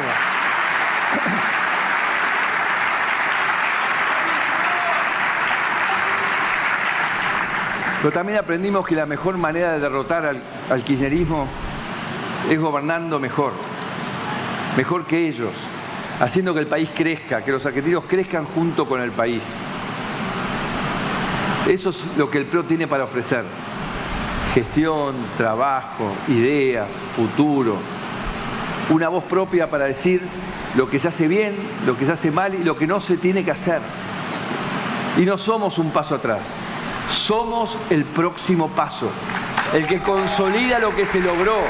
El que construye y convierte. Bueno, parecía bastante claro el final, ¿eh? A ver. Sí. Somos el próximo paso. Lo que consolida lo que consolida lo que se construyó. ¿Qué está diciendo Macri? Que hay que mejorar algunas cosas, por ejemplo, no insultar a los empresarios, de cosas de la prolijidad con la que hay que funcionar. Más institucional. Más institucionalidad, pero con este modelo. Clarito. Y la utilización del kirchnerismo a mí me llama la atención porque ese está muerto, lo matamos nosotros, pero guarda porque puede volver. Es una cosa medio el cuco extraña. ¿Cómo? El cuco. Cuca, cuco, podemos hacer un juego de palabras también, ¿no? O sea, es el rol que tenía el hombre de la bolsa para mandar a los pibes a dormir en otro tiempo. Claro. Mirá que viene el kirchnerismo. Portate bien porque viene el kirchnerismo. No resiste... Pero es efectivo, ¿eh? Pero ¿cómo no va a ser efectivo? Porque el kirchnerismo tiene un techo que se ha observado también en lo electoral. Para mí hay un tema de época que trasciende a la Argentina. Después están los más y los menos. Nosotros estamos mirando con atención cada elección que hoy se da en el mundo, porque en el mundo pasaron cosas. Los algoritmos, la pandemia, la combinación de todo eso generó un cambio de conducta, sobre todo en los más jóvenes, todo esto que está tan dicho, explicado y demás. Bueno, pareciera que eso se está revirtiendo. Veremos a qué velocidad, con qué intensidad, con qué profundidad, pero se está revirtiendo. Entonces, cuando votan en Boca Ratón y ganan los demócratas, no es porque los demócratas sean una maravilla, pero en realidad lo que está es perdiendo Trump. Es como si hubiera habido elecciones en Recoleta y hubiera ganado el kirchnerismo. Pero en Chile gana Kast. Pero en Chile gana Kast. En Chile gana Kast, sí, claro. Es una disputa permanente a nivel regional, ¿no? Claro, porque también si vos mirás, casi no ha habido continuidad en ningún país de la región, porque el signo determinante es la dificultad y la inestabilidad. Entonces gana la oposición, siempre, salvo México. Sí, pero va a ser un año tremendo. Y veremos. Porque tenés Colombia, Brasil y Estados ahora, Unidos. Claro, sí. Este es un año muy especial, pero si nosotros que somos futboleros, si se llegan a quebrar la racha estadística y gana Lula y gana los de Petro, que aunque no sea Petro el candidato y demás, puede ser que se consolide en la región una alternativa diferente. Ahora, sigamos a eso que nos decía recién él de Katz, ¿no? Porque vienen alternando. En Uruguay ganó el Frente Amplio. Digamos, para decirlo al revés. Katz viene de Boric, en realidad, ¿no? Sí, bueno, por eso. Y el Frente Amplio le ganó a un liberal. ¿Cómo se llamaba? La calle Pou. Entonces, la alternancia viene siendo un poco que la disconformidad de la sociedad con lo que está pasando, porque ninguno logra darle respuesta satisfactoria a la necesidad de la población. Sigamos analizando lo que pasó hoy en la reunión del PRO, porque Mauricio Macri dice el PRO es el próximo paso para corregir un poco lo que está pasando. Pero Ritondo dice otra cosa respecto del presente, miren. Hoy el PRO está haciendo lo que tiene que hacer en el Congreso. Sin duda, junto con Martín, que dialogamos en cada una de las leyes. No hay cambio en la Argentina que haya sido posible del gobierno de Javier Milei si no fue por cada voto que aportó el PRO, por la pelea que dio, por el discurso que dio dentro del recinto. Porque no solamente levantamos la mano y damos quórum, damos la discusión en cada una de las leyes, porque entendemos lo que hay que hacer en la Argentina. No somos protagonistas solamente del futuro, somos protagonistas de hoy. Sin el PRO no hubo cambio en la Argentina posible, y eso lo hicimos nosotros, cada uno de nuestros diputados, cada uno de nuestros senadores. Entonces, hagámonos responsables de que si hoy hay una estabilidad económica es gracias al PRO. Si hoy pueden venir a poner plata en la minería es gracias al PRO. Si se bajan los impuestos es gracias al PRO. Si hubo modificación laboral es gracias al PRO. Sin nosotros no hay cambio en la Argentina, porque somos el partido del cambio de verdad. No especulamos, no somos obstrucción, somos parte de la solución de la Argentina. Carlos. Clarísimo. Tiene razón. Suscribo. Sin el PRO esto no se podía hacer. Ritondo de alguna manera le está contestando a Macri también. Macri le dice, somos nosotros, somos los que tenemos... Y él le dice, no, es ahora. Y sin nosotros esto no se hubiera podido hacer, y nosotros somos... Digamos, se adjudica la exclusividad, habría que decir, nosotros y algunos otros que también acompañaron, porque... durante el primer semestre del 2025, el segundo del 2024, todas las leyes que logramos sancionar, el PRO siempre votó con la Libertad Avanza. La variable fue otra. Y no le alcanzó, la variable fue otra. Ahora, yo si fuera opositor a este gobierno, recorto lo que dice Ritondo, obvio, voy a la campaña del 2027 y digo esto. Así es, estoy de acuerdo, exacto, por eso. Pero él está...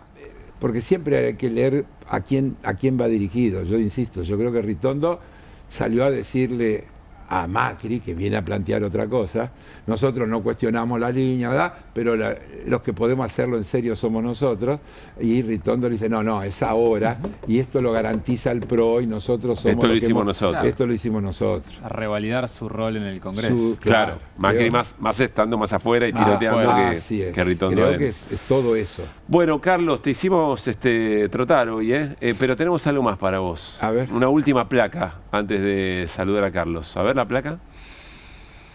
Mira. Difícil, Carlos. Soltearon Boca, Cruzeiro, Universidad Católica y Barcelona. Y Barcelona de Ecuador. ¿Viaje a Ecuador? Estás tranquilo, bueno, con este Boca grupo chivo. Ahí abajo, ¿quién aparece? Mira, en el grupo H.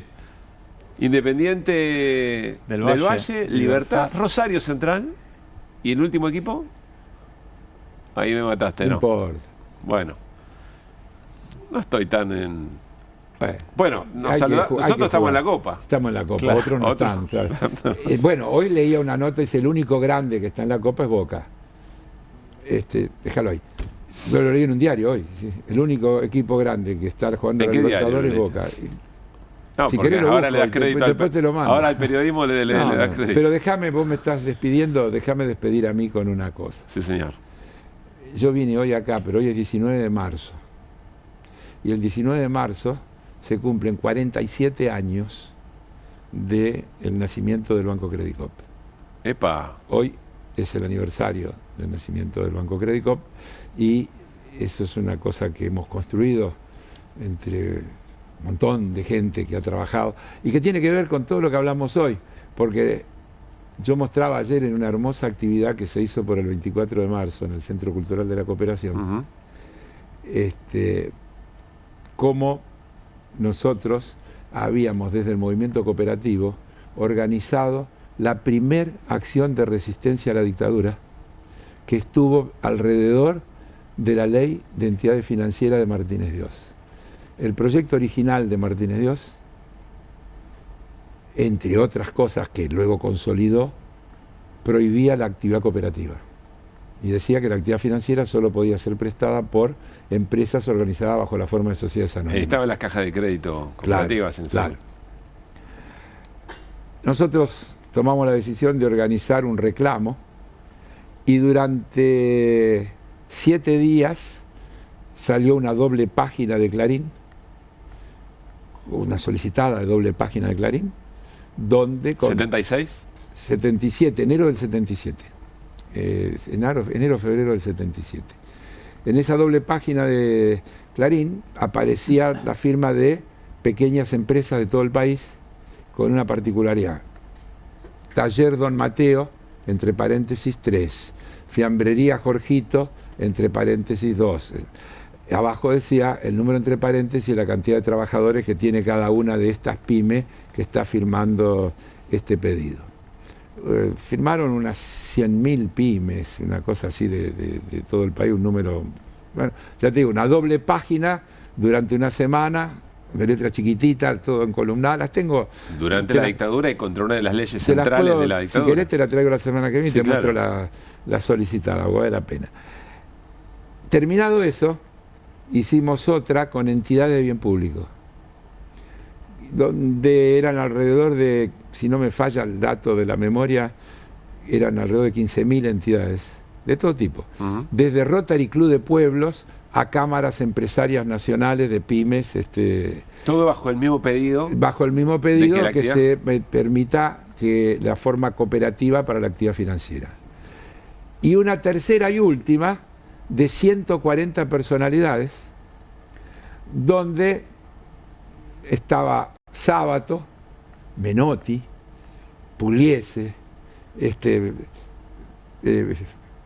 Galíndez, el boxeador, es decir, una diversidad con toda la amplitud que podríamos ver, de 140 personalidades del mundo de la cultura, del mundo del arte, del mundo de la música, del mundo de la ciencia, del deporte, etcétera, que también acompañaban ese pedido. Y eso generó que se abra una puerta y nos llamaron de la Comisión de Asesoramiento Legislativo y fuimos allá. Yo fui una de las 2 personas que era fue... que reemplazaba al... Reemplazaba, no, es una falta de respeto. Tenés razón. Pero sí, era el supuesto organismo legislativo, el organismo legislativo de la dictadura. Sí. Y fuimos 2 personas. Yo fui una de esas 2 personas que fue a esa reunión, donde explicamos el tema. Nos recibió... ¿Quién fue la otra, se puede decir? Gorini. Floreal Gorini.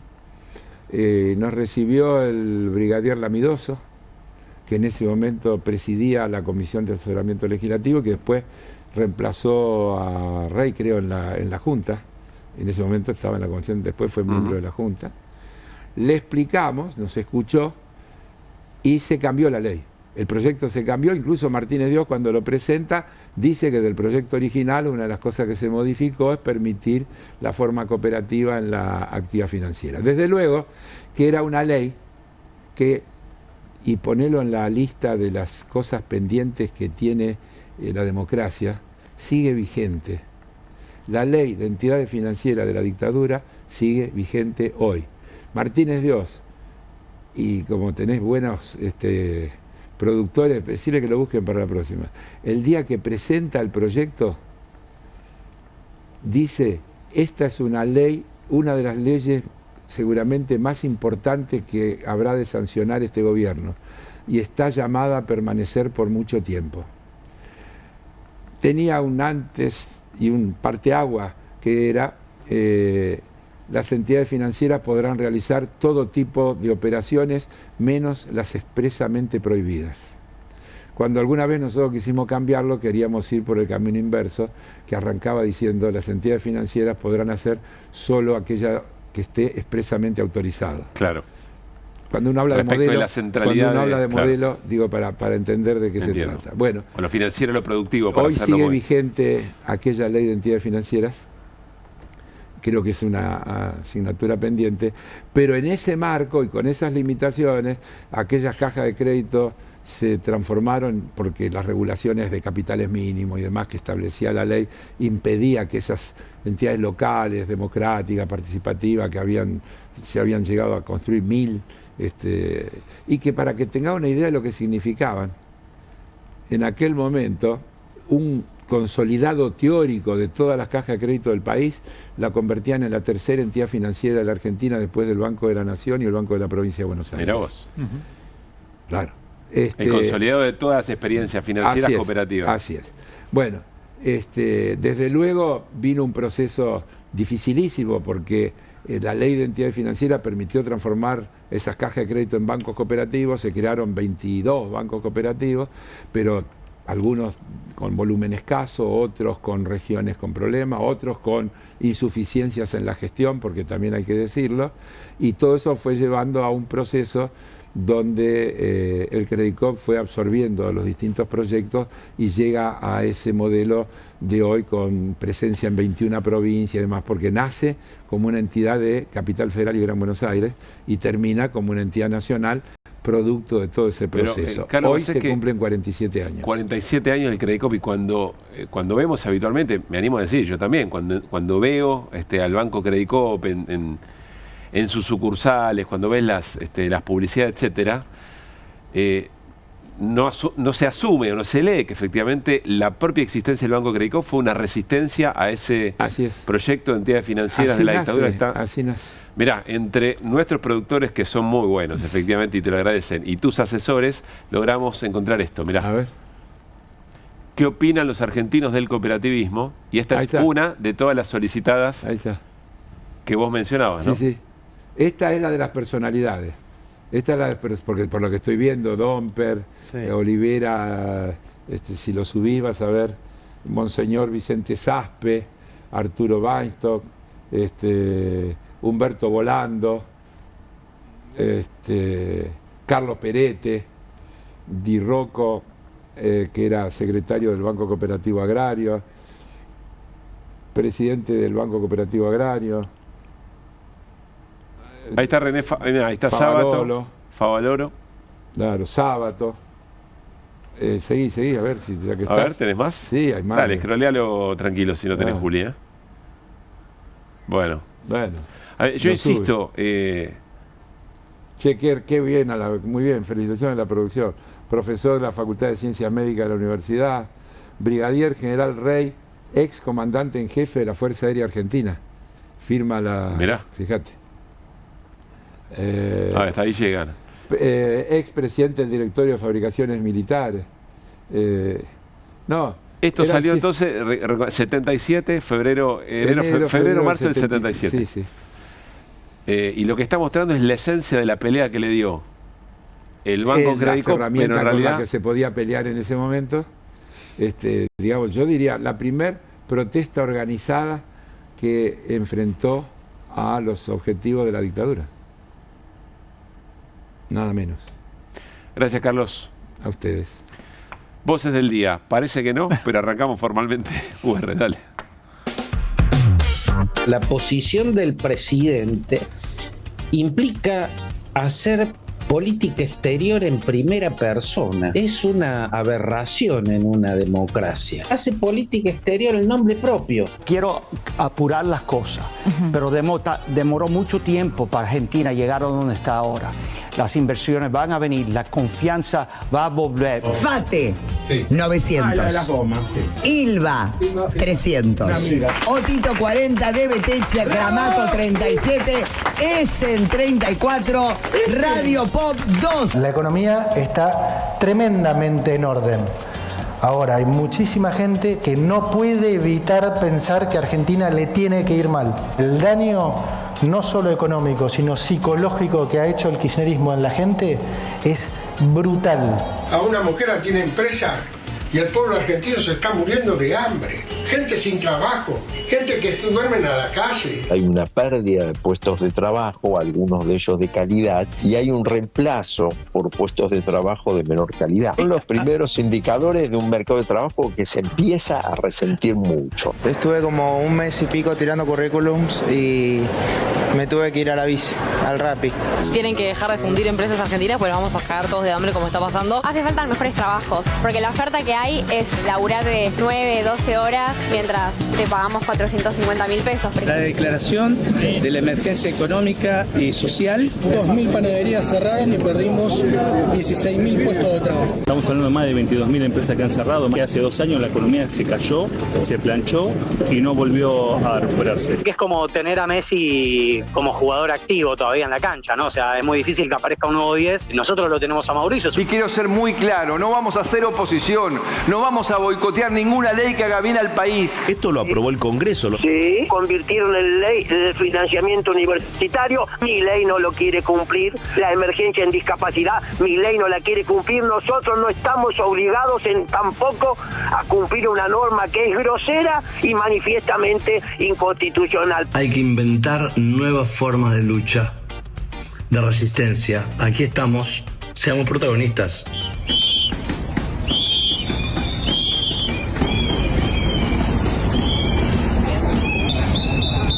Vigilia por la identidad, 23 de marzo, esperando el 24. Las calles de tus pensamientos, en cualquier lugar, me verás.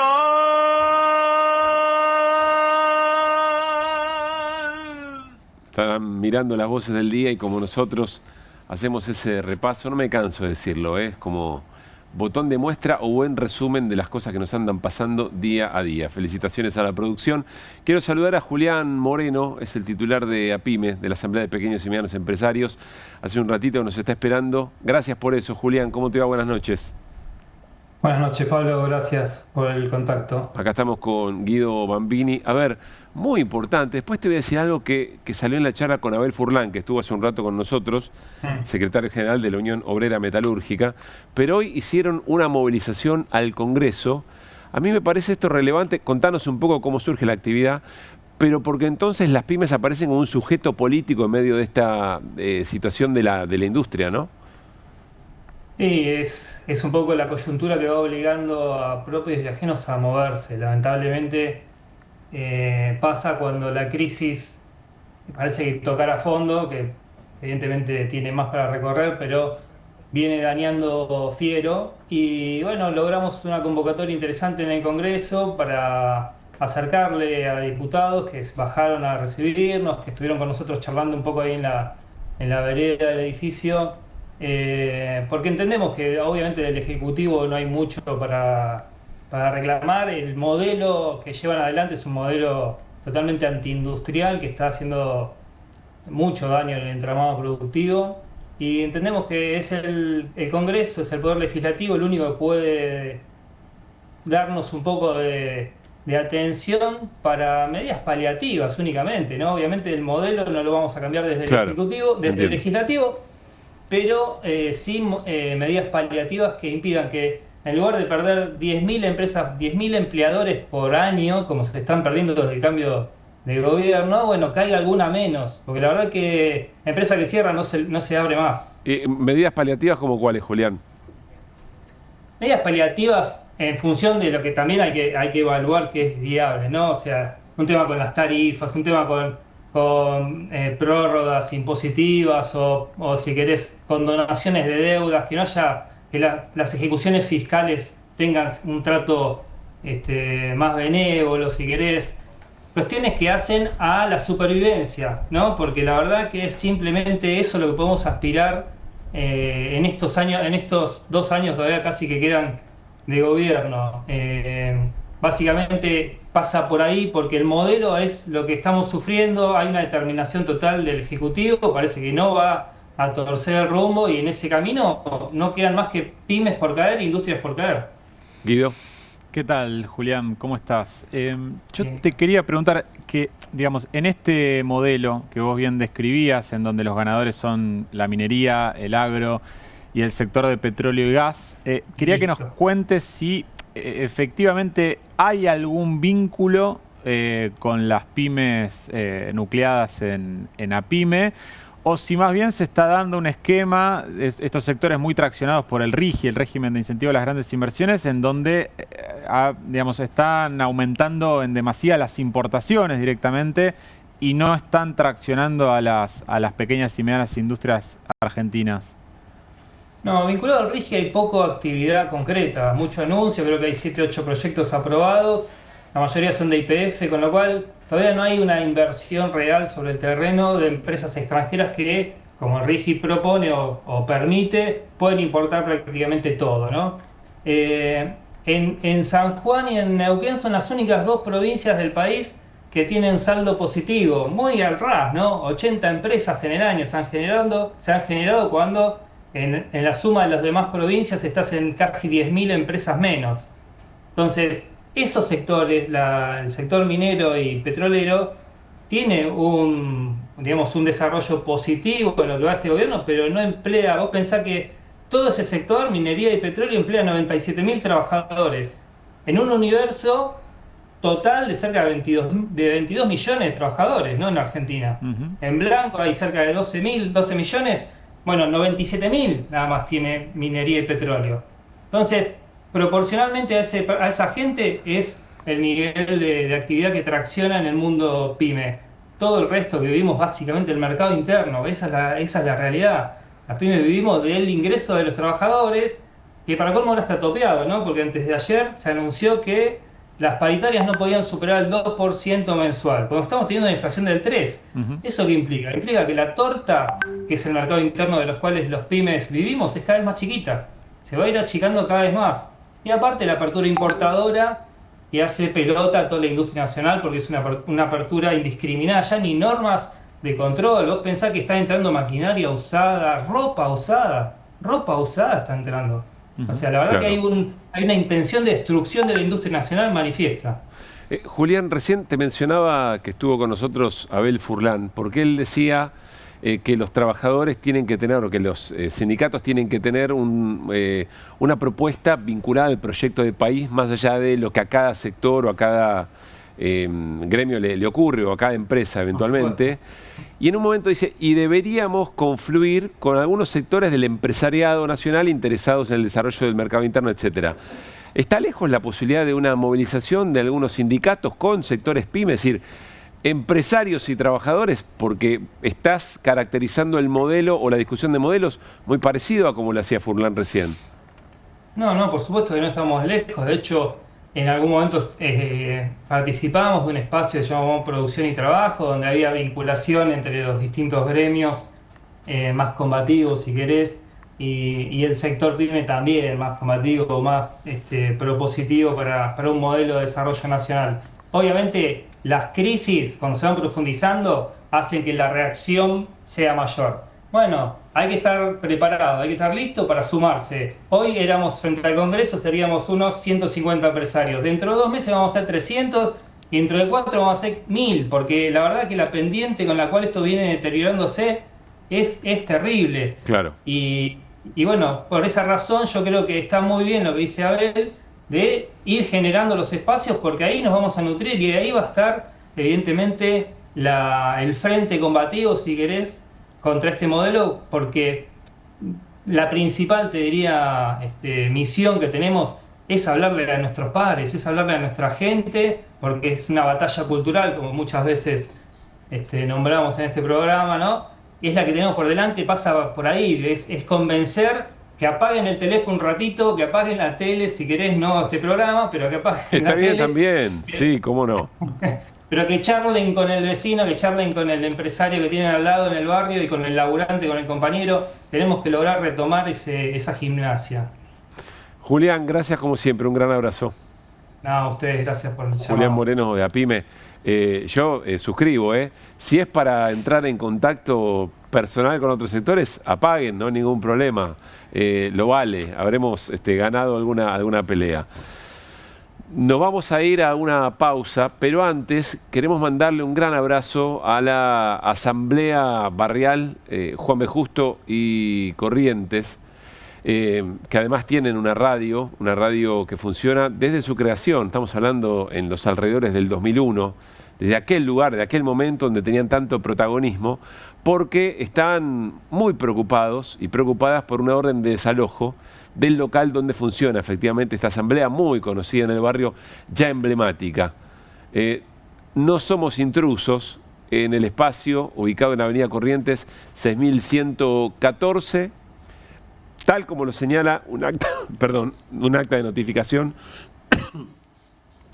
que fue cedido en comodato mediante resolución gubernamental. Lo que dicen es, tenemos los papeles de este lugar, así que ahí están en el reclamo y son todas esas actividades y también distintas organizaciones que acompañan y allí están. Se pueden acercar, tienen páginas y redes sociales. Estamos hablando, insisto, de la Asamblea de Juan B. Justo y Corrientes. Miren ustedes, estos tiempos y otra vez vuelven a ser protagonistas las asambleas en los barrios. Nos vamos a la pausa, tenemos más QR todavía. ¿Pensás que las subastas no son para vos? Son para todos, porque podés comprar y vender desde donde estés de manera rápida, fácil y confiable. ¿Querés participar de nuestra próxima subasta?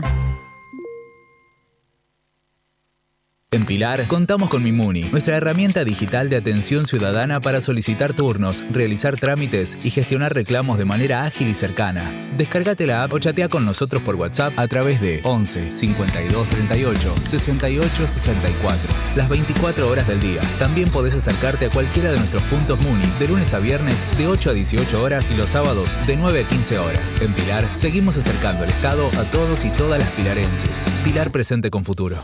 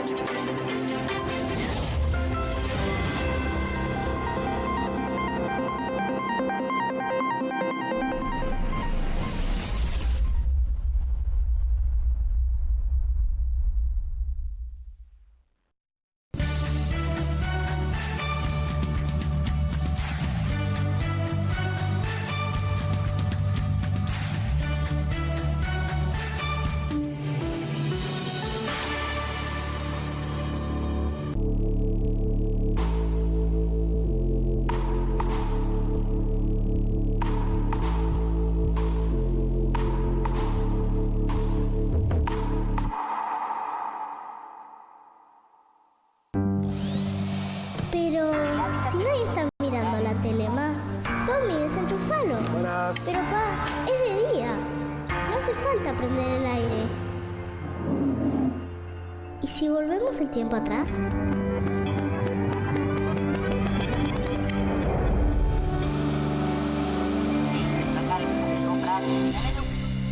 Sí.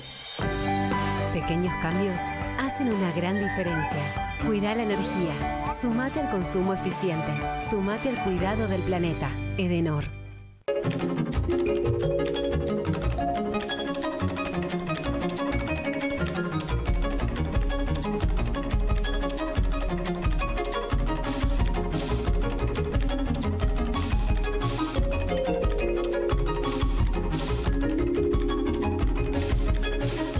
Movete a las promos que querés. Movete a las promos que buscas. Movete a Credicop.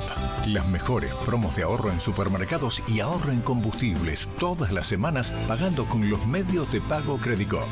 Más promos como estas. Movete a nuestras redes. Movete a Credicop. Movete a un banco distinto. Banco Credicop Cooperativo. La banca solidaria. Para más información, ingresá en bancocredicop.com. Canal E. Todo el tiempo, toda la economía. Hay un código que identifica a cada pasajero. El de él es HIT, porque sabe que pagar el estacionamiento con el celu es un hit de verano, de invierno y de todo el año. Uf, casi. Hacemos de cada aeropuerto tu aeropuerto. Aeropuertos Argentina.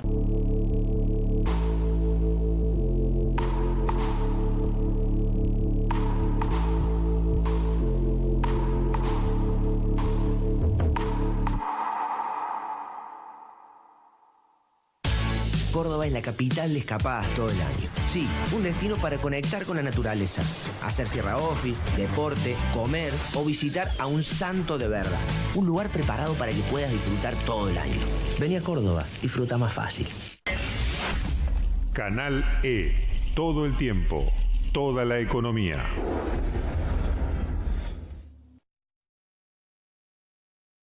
Siempre hay algo detrás que ayuda a que las cosas sucedan. Y eso es lo que hacemos. Detrás de un buen asesoramiento financiero está la entidad líder del Cono Sur. Puente.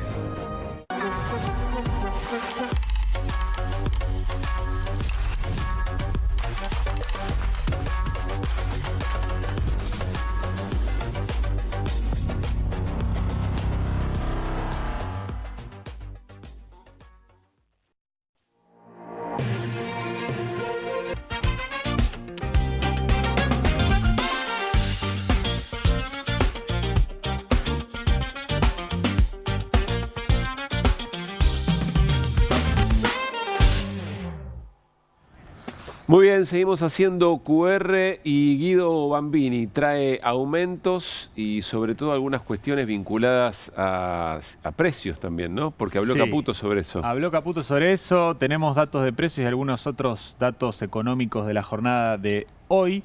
Hoy Caputo en un fórum planteó que es probable que se retome el sendero de baja de la inflación, con algún resquemor por el mes de marzo, en el marco del conflicto bélico y el aumento de los precios de los combustibles, pero dijo que no va a aumentar todos los meses 8% la carne. Bueno, el problema es que estamos teniendo un shock externo distinto cada mes hace ya 9 meses. Claro. Entonces ya me parece que estamos en un problema, que es buscarle la excusa a cada uno de los meses. En este caso, bueno, dice Caputo que no va a ser la carne. Pero fíjense en la primera placa que traje, los aumentos de supermercados y puntualmente de mayoristas que trae la colega Rosalía Constantino.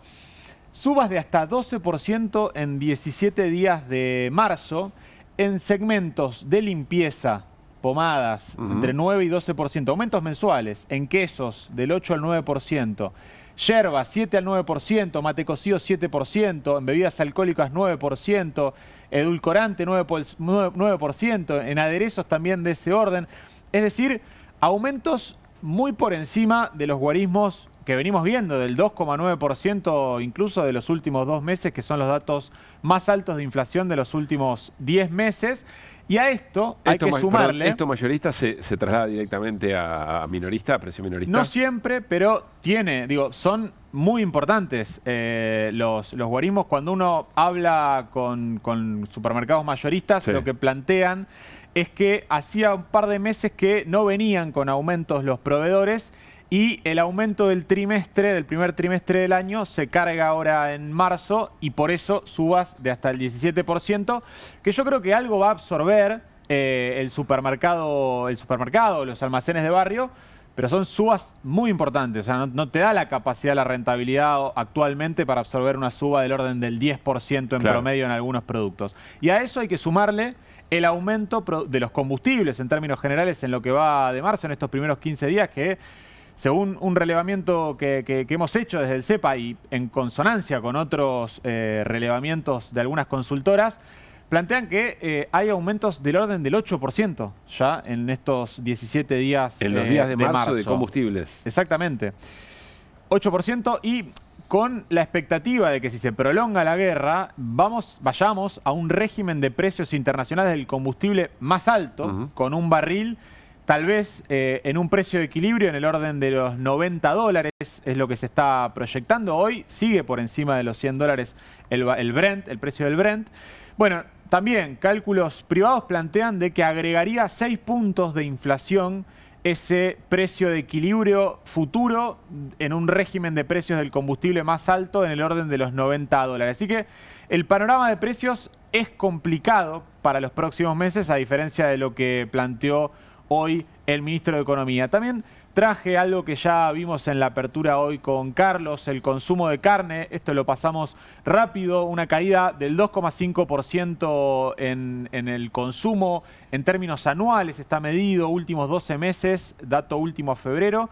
Con respecto al año pasado, al 2025, que ya había caído con respecto al 2024, datos de la Cámara de Carnes, Cámara e Industria Cárnica Argentina. Un dato muy malo, lo ilustraba muy bien Carlos cuando decía que había que irse hasta el 1920 para encontrar un guarismo similar.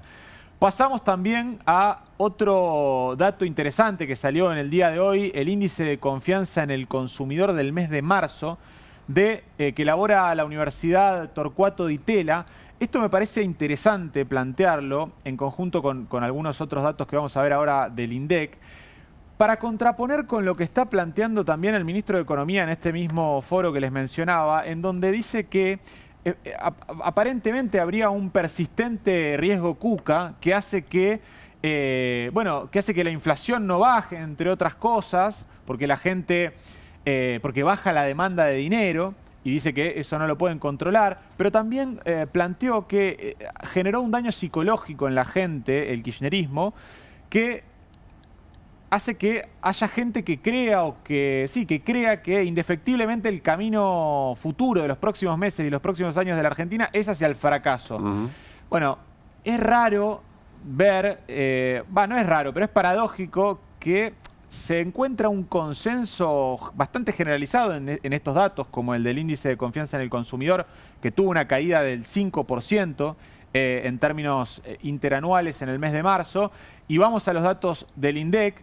Esto es expectativa, digamos, ¿no? Esto es expectativa, a eso me refiero. Hay un consenso generalizado a contramano de lo que dice el ministro, en donde tanto los encuestados en el índice de confianza del consumidor de la Di Tella, que es muy prestigiosa la encuesta, como también los datos que da a conocer acá el INDEC sobre las tendencias de negocios de la industria manufacturera, que plantean que los principales problemas de la Argentina en términos industriales es la demanda interna alicaída y la apertura indiscriminada de importaciones, como pueden ver en ese gráfico. Bueno, da cuenta de un panorama que tanto sectores industriales como sectores que están reflejados en este índice de confianza al consumidor, consumidores en general de la Di Tella, como también el último gráfico que tengo para compartirles de tendencias de negocio de supermercados y de mayoristas, que da cuenta. Este es de la industria también, otro que se monta al que veíamos recién, que también refleja la situación actual, pero me refiero a este de la actividad comercial, que también plantea a la demanda interna alicaída como el principal problema que limita la capacidad para aumentar la actividad comercial. ¿Qué quiero decir con todo esto? Es que hay diferentes encuestas, diferentes indicadores del Instituto Nacional de Estadísticas y Censo que tienen una muestra muy federal y del sector privado, porque esto no lo dicen ñoquis, como podría decir el gobierno refiriéndose a digamos, actores del sector público, sino que lo dice el sector privado, que la cosa no va bien y las expectativas no son buenas. Y parecería ser que no es problema de una cuestión psicológica que implantó el kirchnerismo en la gente. Sino inherente al propio modelo. Inherente la lectura al propio modelo. Crisis del propio modelo. Aparece la demanda alicaída del mercado interno. Esto quiere decir salarios deprimidos, poder de compra deprimido y la apertura importadora como los dos principales factores que generan, que dan cuenta de lo problemático del modelo actual. Gracias, Guido. Por favor. Hoy estuvo el gobernador de la provincia de Buenos Aires, Axel Kicillof, en el Teatro Picadero, aquí en la ciudad de Buenos Aires. Reunió a distintas organizaciones que componen el movimiento Derecho al Futuro, su espacio político. Habló de economía, dijo esto. El gobierno está en una suerte de fase maníaca, ¿no? Habla de el milagro económico que está generando Milei. Obviamente esto contrasta y se choca con la realidad cotidiana, con cómo se vive. No es muy distinto de lo que ocurría durante el gobierno de Macri, no es muy distinto de lo que ocurrió en los 90, ¿no? Que había una parafernalia comunicacional que se ocupaba de plantear que esto no solo era lo mejor para nuestro país en términos en términos de proceso y de dirección, sino que iba teniendo frutos y que si no los tenía inmediatamente, que había que esperar un poquito, pero que ya se estaba viendo. Hoy se están perdiendo empresas, puestos de trabajo, emprendimientos, de una manera bastante excepcional, como pocas veces se vio. Son los elementos estructurales que están en juego, fuera de la situación acuciante y desesperada de los despidos, de la guita que no alcanza, del sobreendeudamiento de las familias y empresas, de la morosidad récord que estamos teniendo, el consumo de carne, el peor consumo de carne, de leche y de yerba mate, de las series históricas.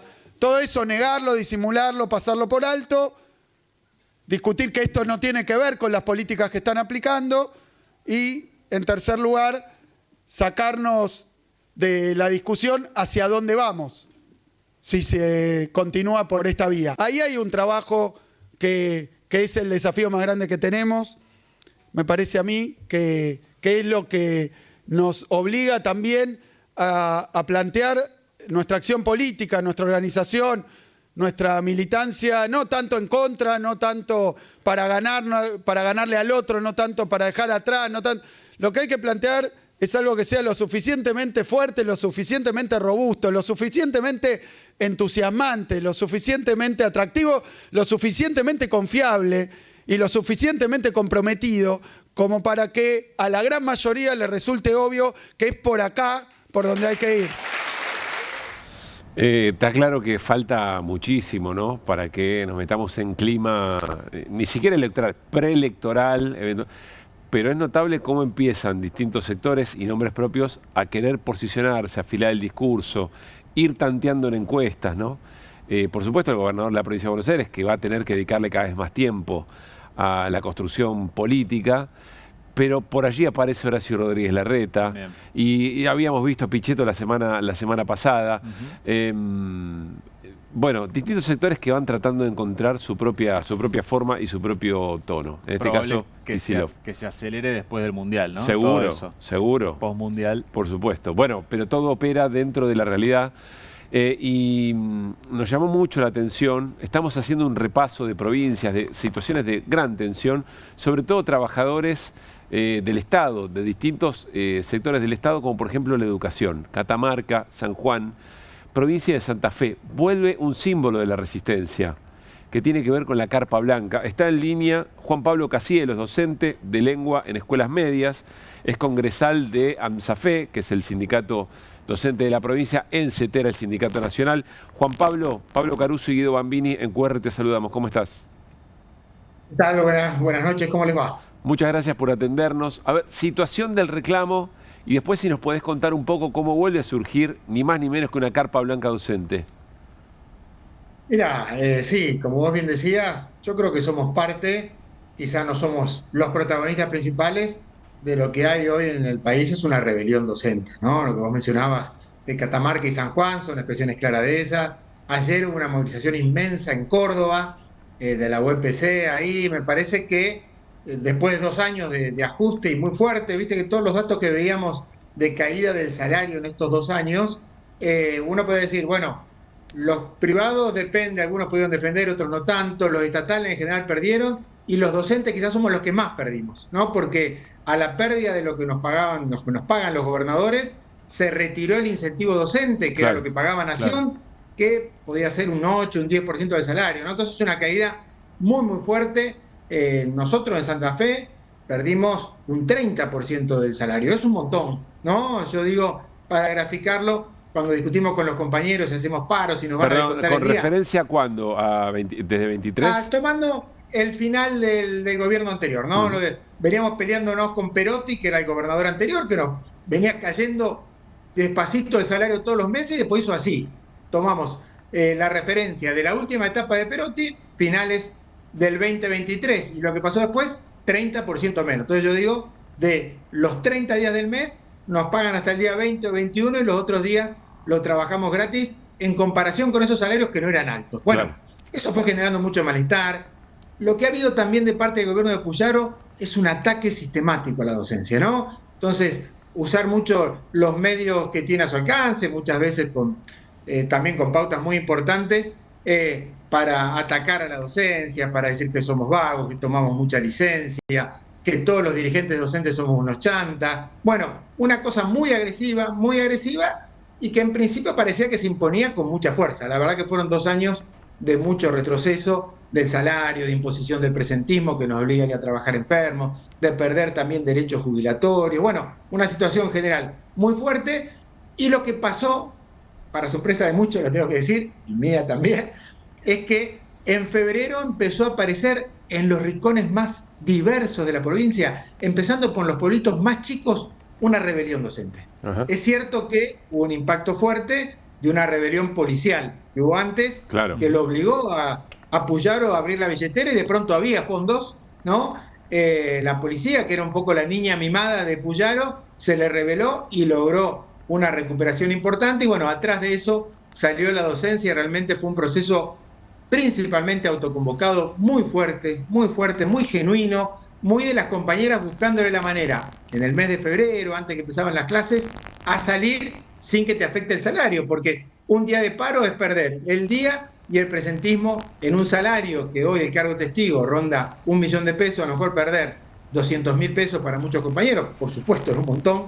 Y entonces, bueno, se le fue buscando la vuelta a eso. Perdón, Juan Pablo, cargo testigo, 1 millón, ¿cuánto dijiste? 1 millón de pesos. El cargo testigo del maestro con el que tomamos siempre, sin antigüedad, o hasta 5 años de antigüedad, es 1 millón de pesos. Realmente, en relación a lo que veníamos ganando, es una pérdida grande. En lo común encontrar un compañero que trabaja 2 cargos. Nos encontramos también con muchos compañeros y compañeras que dejan la docencia, que buscan a veces otra actividad, y no porque afuera esté muy maravilloso, pero en la docencia se está peor, o en lugar de buscar un segundo trabajo en la docencia, buscan que el segundo ingreso sea por otro lado. Nos encontramos también con profesorados que se están quedando sin matrícula, ¿sí? Cada vez menos jóvenes eligen formarse para ser docentes. Realmente una situación grave. Y bueno, hoy en febrero por suerte existió este estallido, fuimos parte del paro de la CETERA, que fue el 2 de marzo, el día que empezaban las clases, así que en los hechos terminamos empezando el 3, un paro que fue desparejo, sin duda la amenaza y el apriete funcionan, y bueno, ir buscándole la vuelta. Y bueno, la idea ahora es volver a la carpa blanca, es muy simbólica, y bueno, empalmar un poco con este proceso de autoconvocatorias que se fue dando en todos lados, una carpa que recorra un poco la provincia y instale ese malestar, ¿no? Puyaro se pasó 2 años diciendo, con los docentes está todo bien, el problema es con los dirigentes gremiales, y de pronto pueblo que iba a inaugurar la obra, a hacer la actividad que fuera, se encontraba con un grupo de docentes, de maestras, hasta en su propio pueblo, diciéndole, Puyaro, basta de atacarnos, basta de maltratarnos, basta de recortarnos el salario y la jubilación, ¿no? Y me parece que es una señal de un cambio muy positivo después de 2 años realmente durísimos. Claro. Juan Pablo, tenemos que cerrar, vamos a seguir, por supuesto, la situación. Me gustó mucho lo que dijiste, rebelión docente en todo el país, y entiendo además el subrayado del autoconvocado, vos siendo un dirigente gremial, la importancia de la organización, por supuesto. Creo que son características que no son solamente de la provincia de Santa Fe, tiene sentido. Lo vamos a seguir muy de cerca, sobre todo el recorrido de esa carpa blanca. Un gran abrazo. Gracias a ustedes por el espacio y estamos en contacto. Que estés muy bien. Bueno, nos vamos a ir a una pausa y nos queda alguito más para compartir con ustedes. ¿Pensás que las subastas no son para vos? Son para todos, porque podés comprar y vender desde donde estés de manera rápida, fácil y confiable. ¿Querés participar de nuestra próxima subasta? En Pilar contamos con Mimuni, nuestra herramienta digital de atención ciudadana para solicitar turnos, realizar trámites y gestionar reclamos de manera ágil y cercana. Descárgate la app o chatea con nosotros por WhatsApp a través de 11 52 38 68 64, las 24 horas del día. También podés acercarte a cualquiera de nuestros puntos Muni de lunes a viernes de 8 a 18 horas y los sábados de 9 a 15 horas. En Pilar seguimos acercando el Estado a todos y todas las pilarenses. Pilar presente con futuro.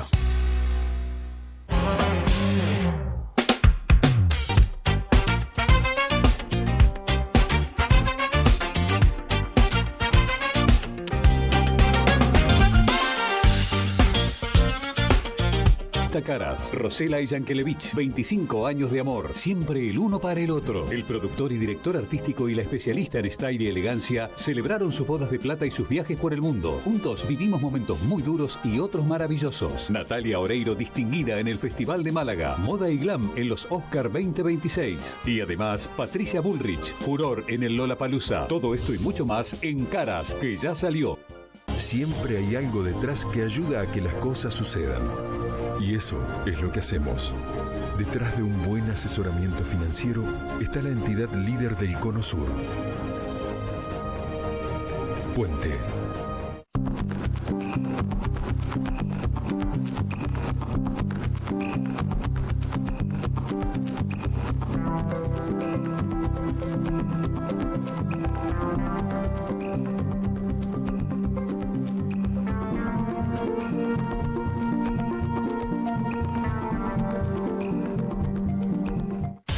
Córdoba es la capital de escapadas todo el año. Sí, un destino para conectar con la naturaleza, hacer sierra office, deporte, comer o visitar a un santo de verdad. Un lugar preparado para que puedas disfrutar todo el año. Vení a Córdoba, disfruta más fácil.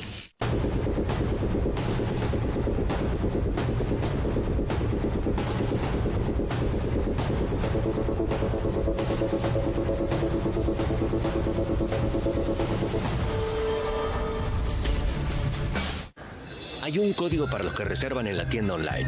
Su código es MÁS. Porque suman más experiencias, estacionamiento, Fast Pass y también son los que más disfrutan de viajar. Hacemos de cada aeropuerto tu aeropuerto. Aeropuertos Argentina.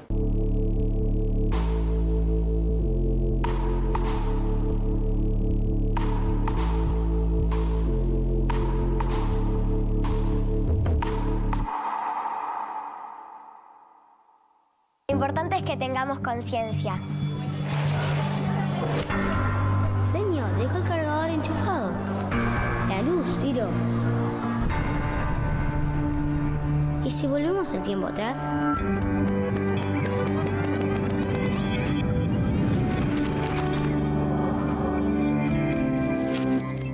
Sí. Pequeños cambios hacen una gran diferencia. Cuida la energía. Sumate al consumo eficiente. Sumate al cuidado del planeta. Edenor. Canal E. Todo el tiempo. Toda la economía.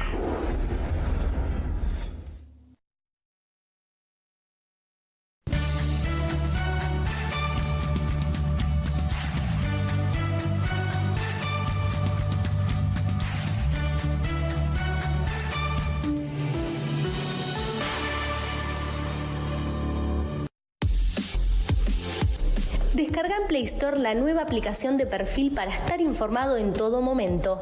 Podrás ver en vivo nuestros canales Net TV, Caras TV y Canal E. Además podrás escuchar Radio Perfil y Radio Horizonte cuando lo desees. Las últimas noticias sobre moda, economía, política y toda la actualidad las encontrás en la aplicación Perfil. No pierdas más tiempo, descarga nuestra app ahora y disfruta de nuestra programación. Se encuentra disponible en App Store y Play Store.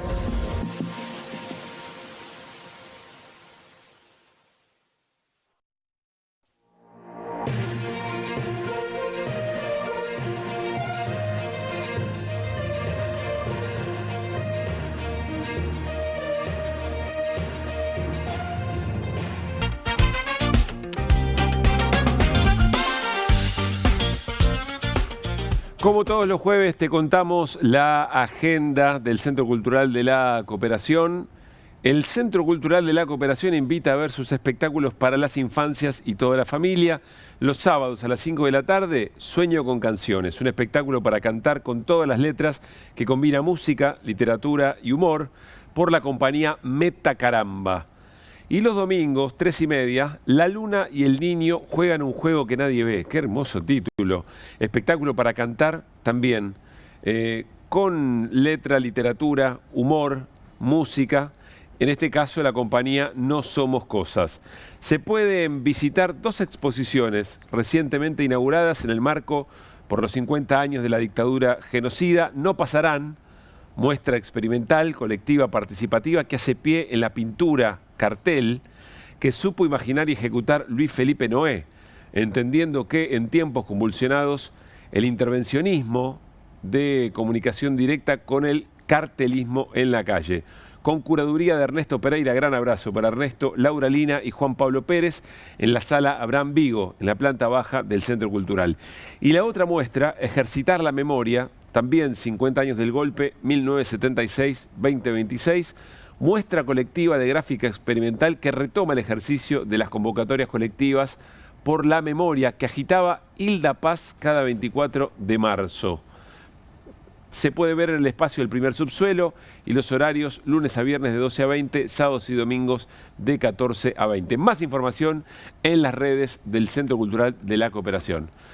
Bueno, nos vamos. Gracias, Guido, querido. Por favor, Pablo. La hemos pasado muy bien. Nos reencontramos mañana viernes. Haremos QR de viernes aquí en Canal E y todas las plataformas de Perfil. Pasen bien.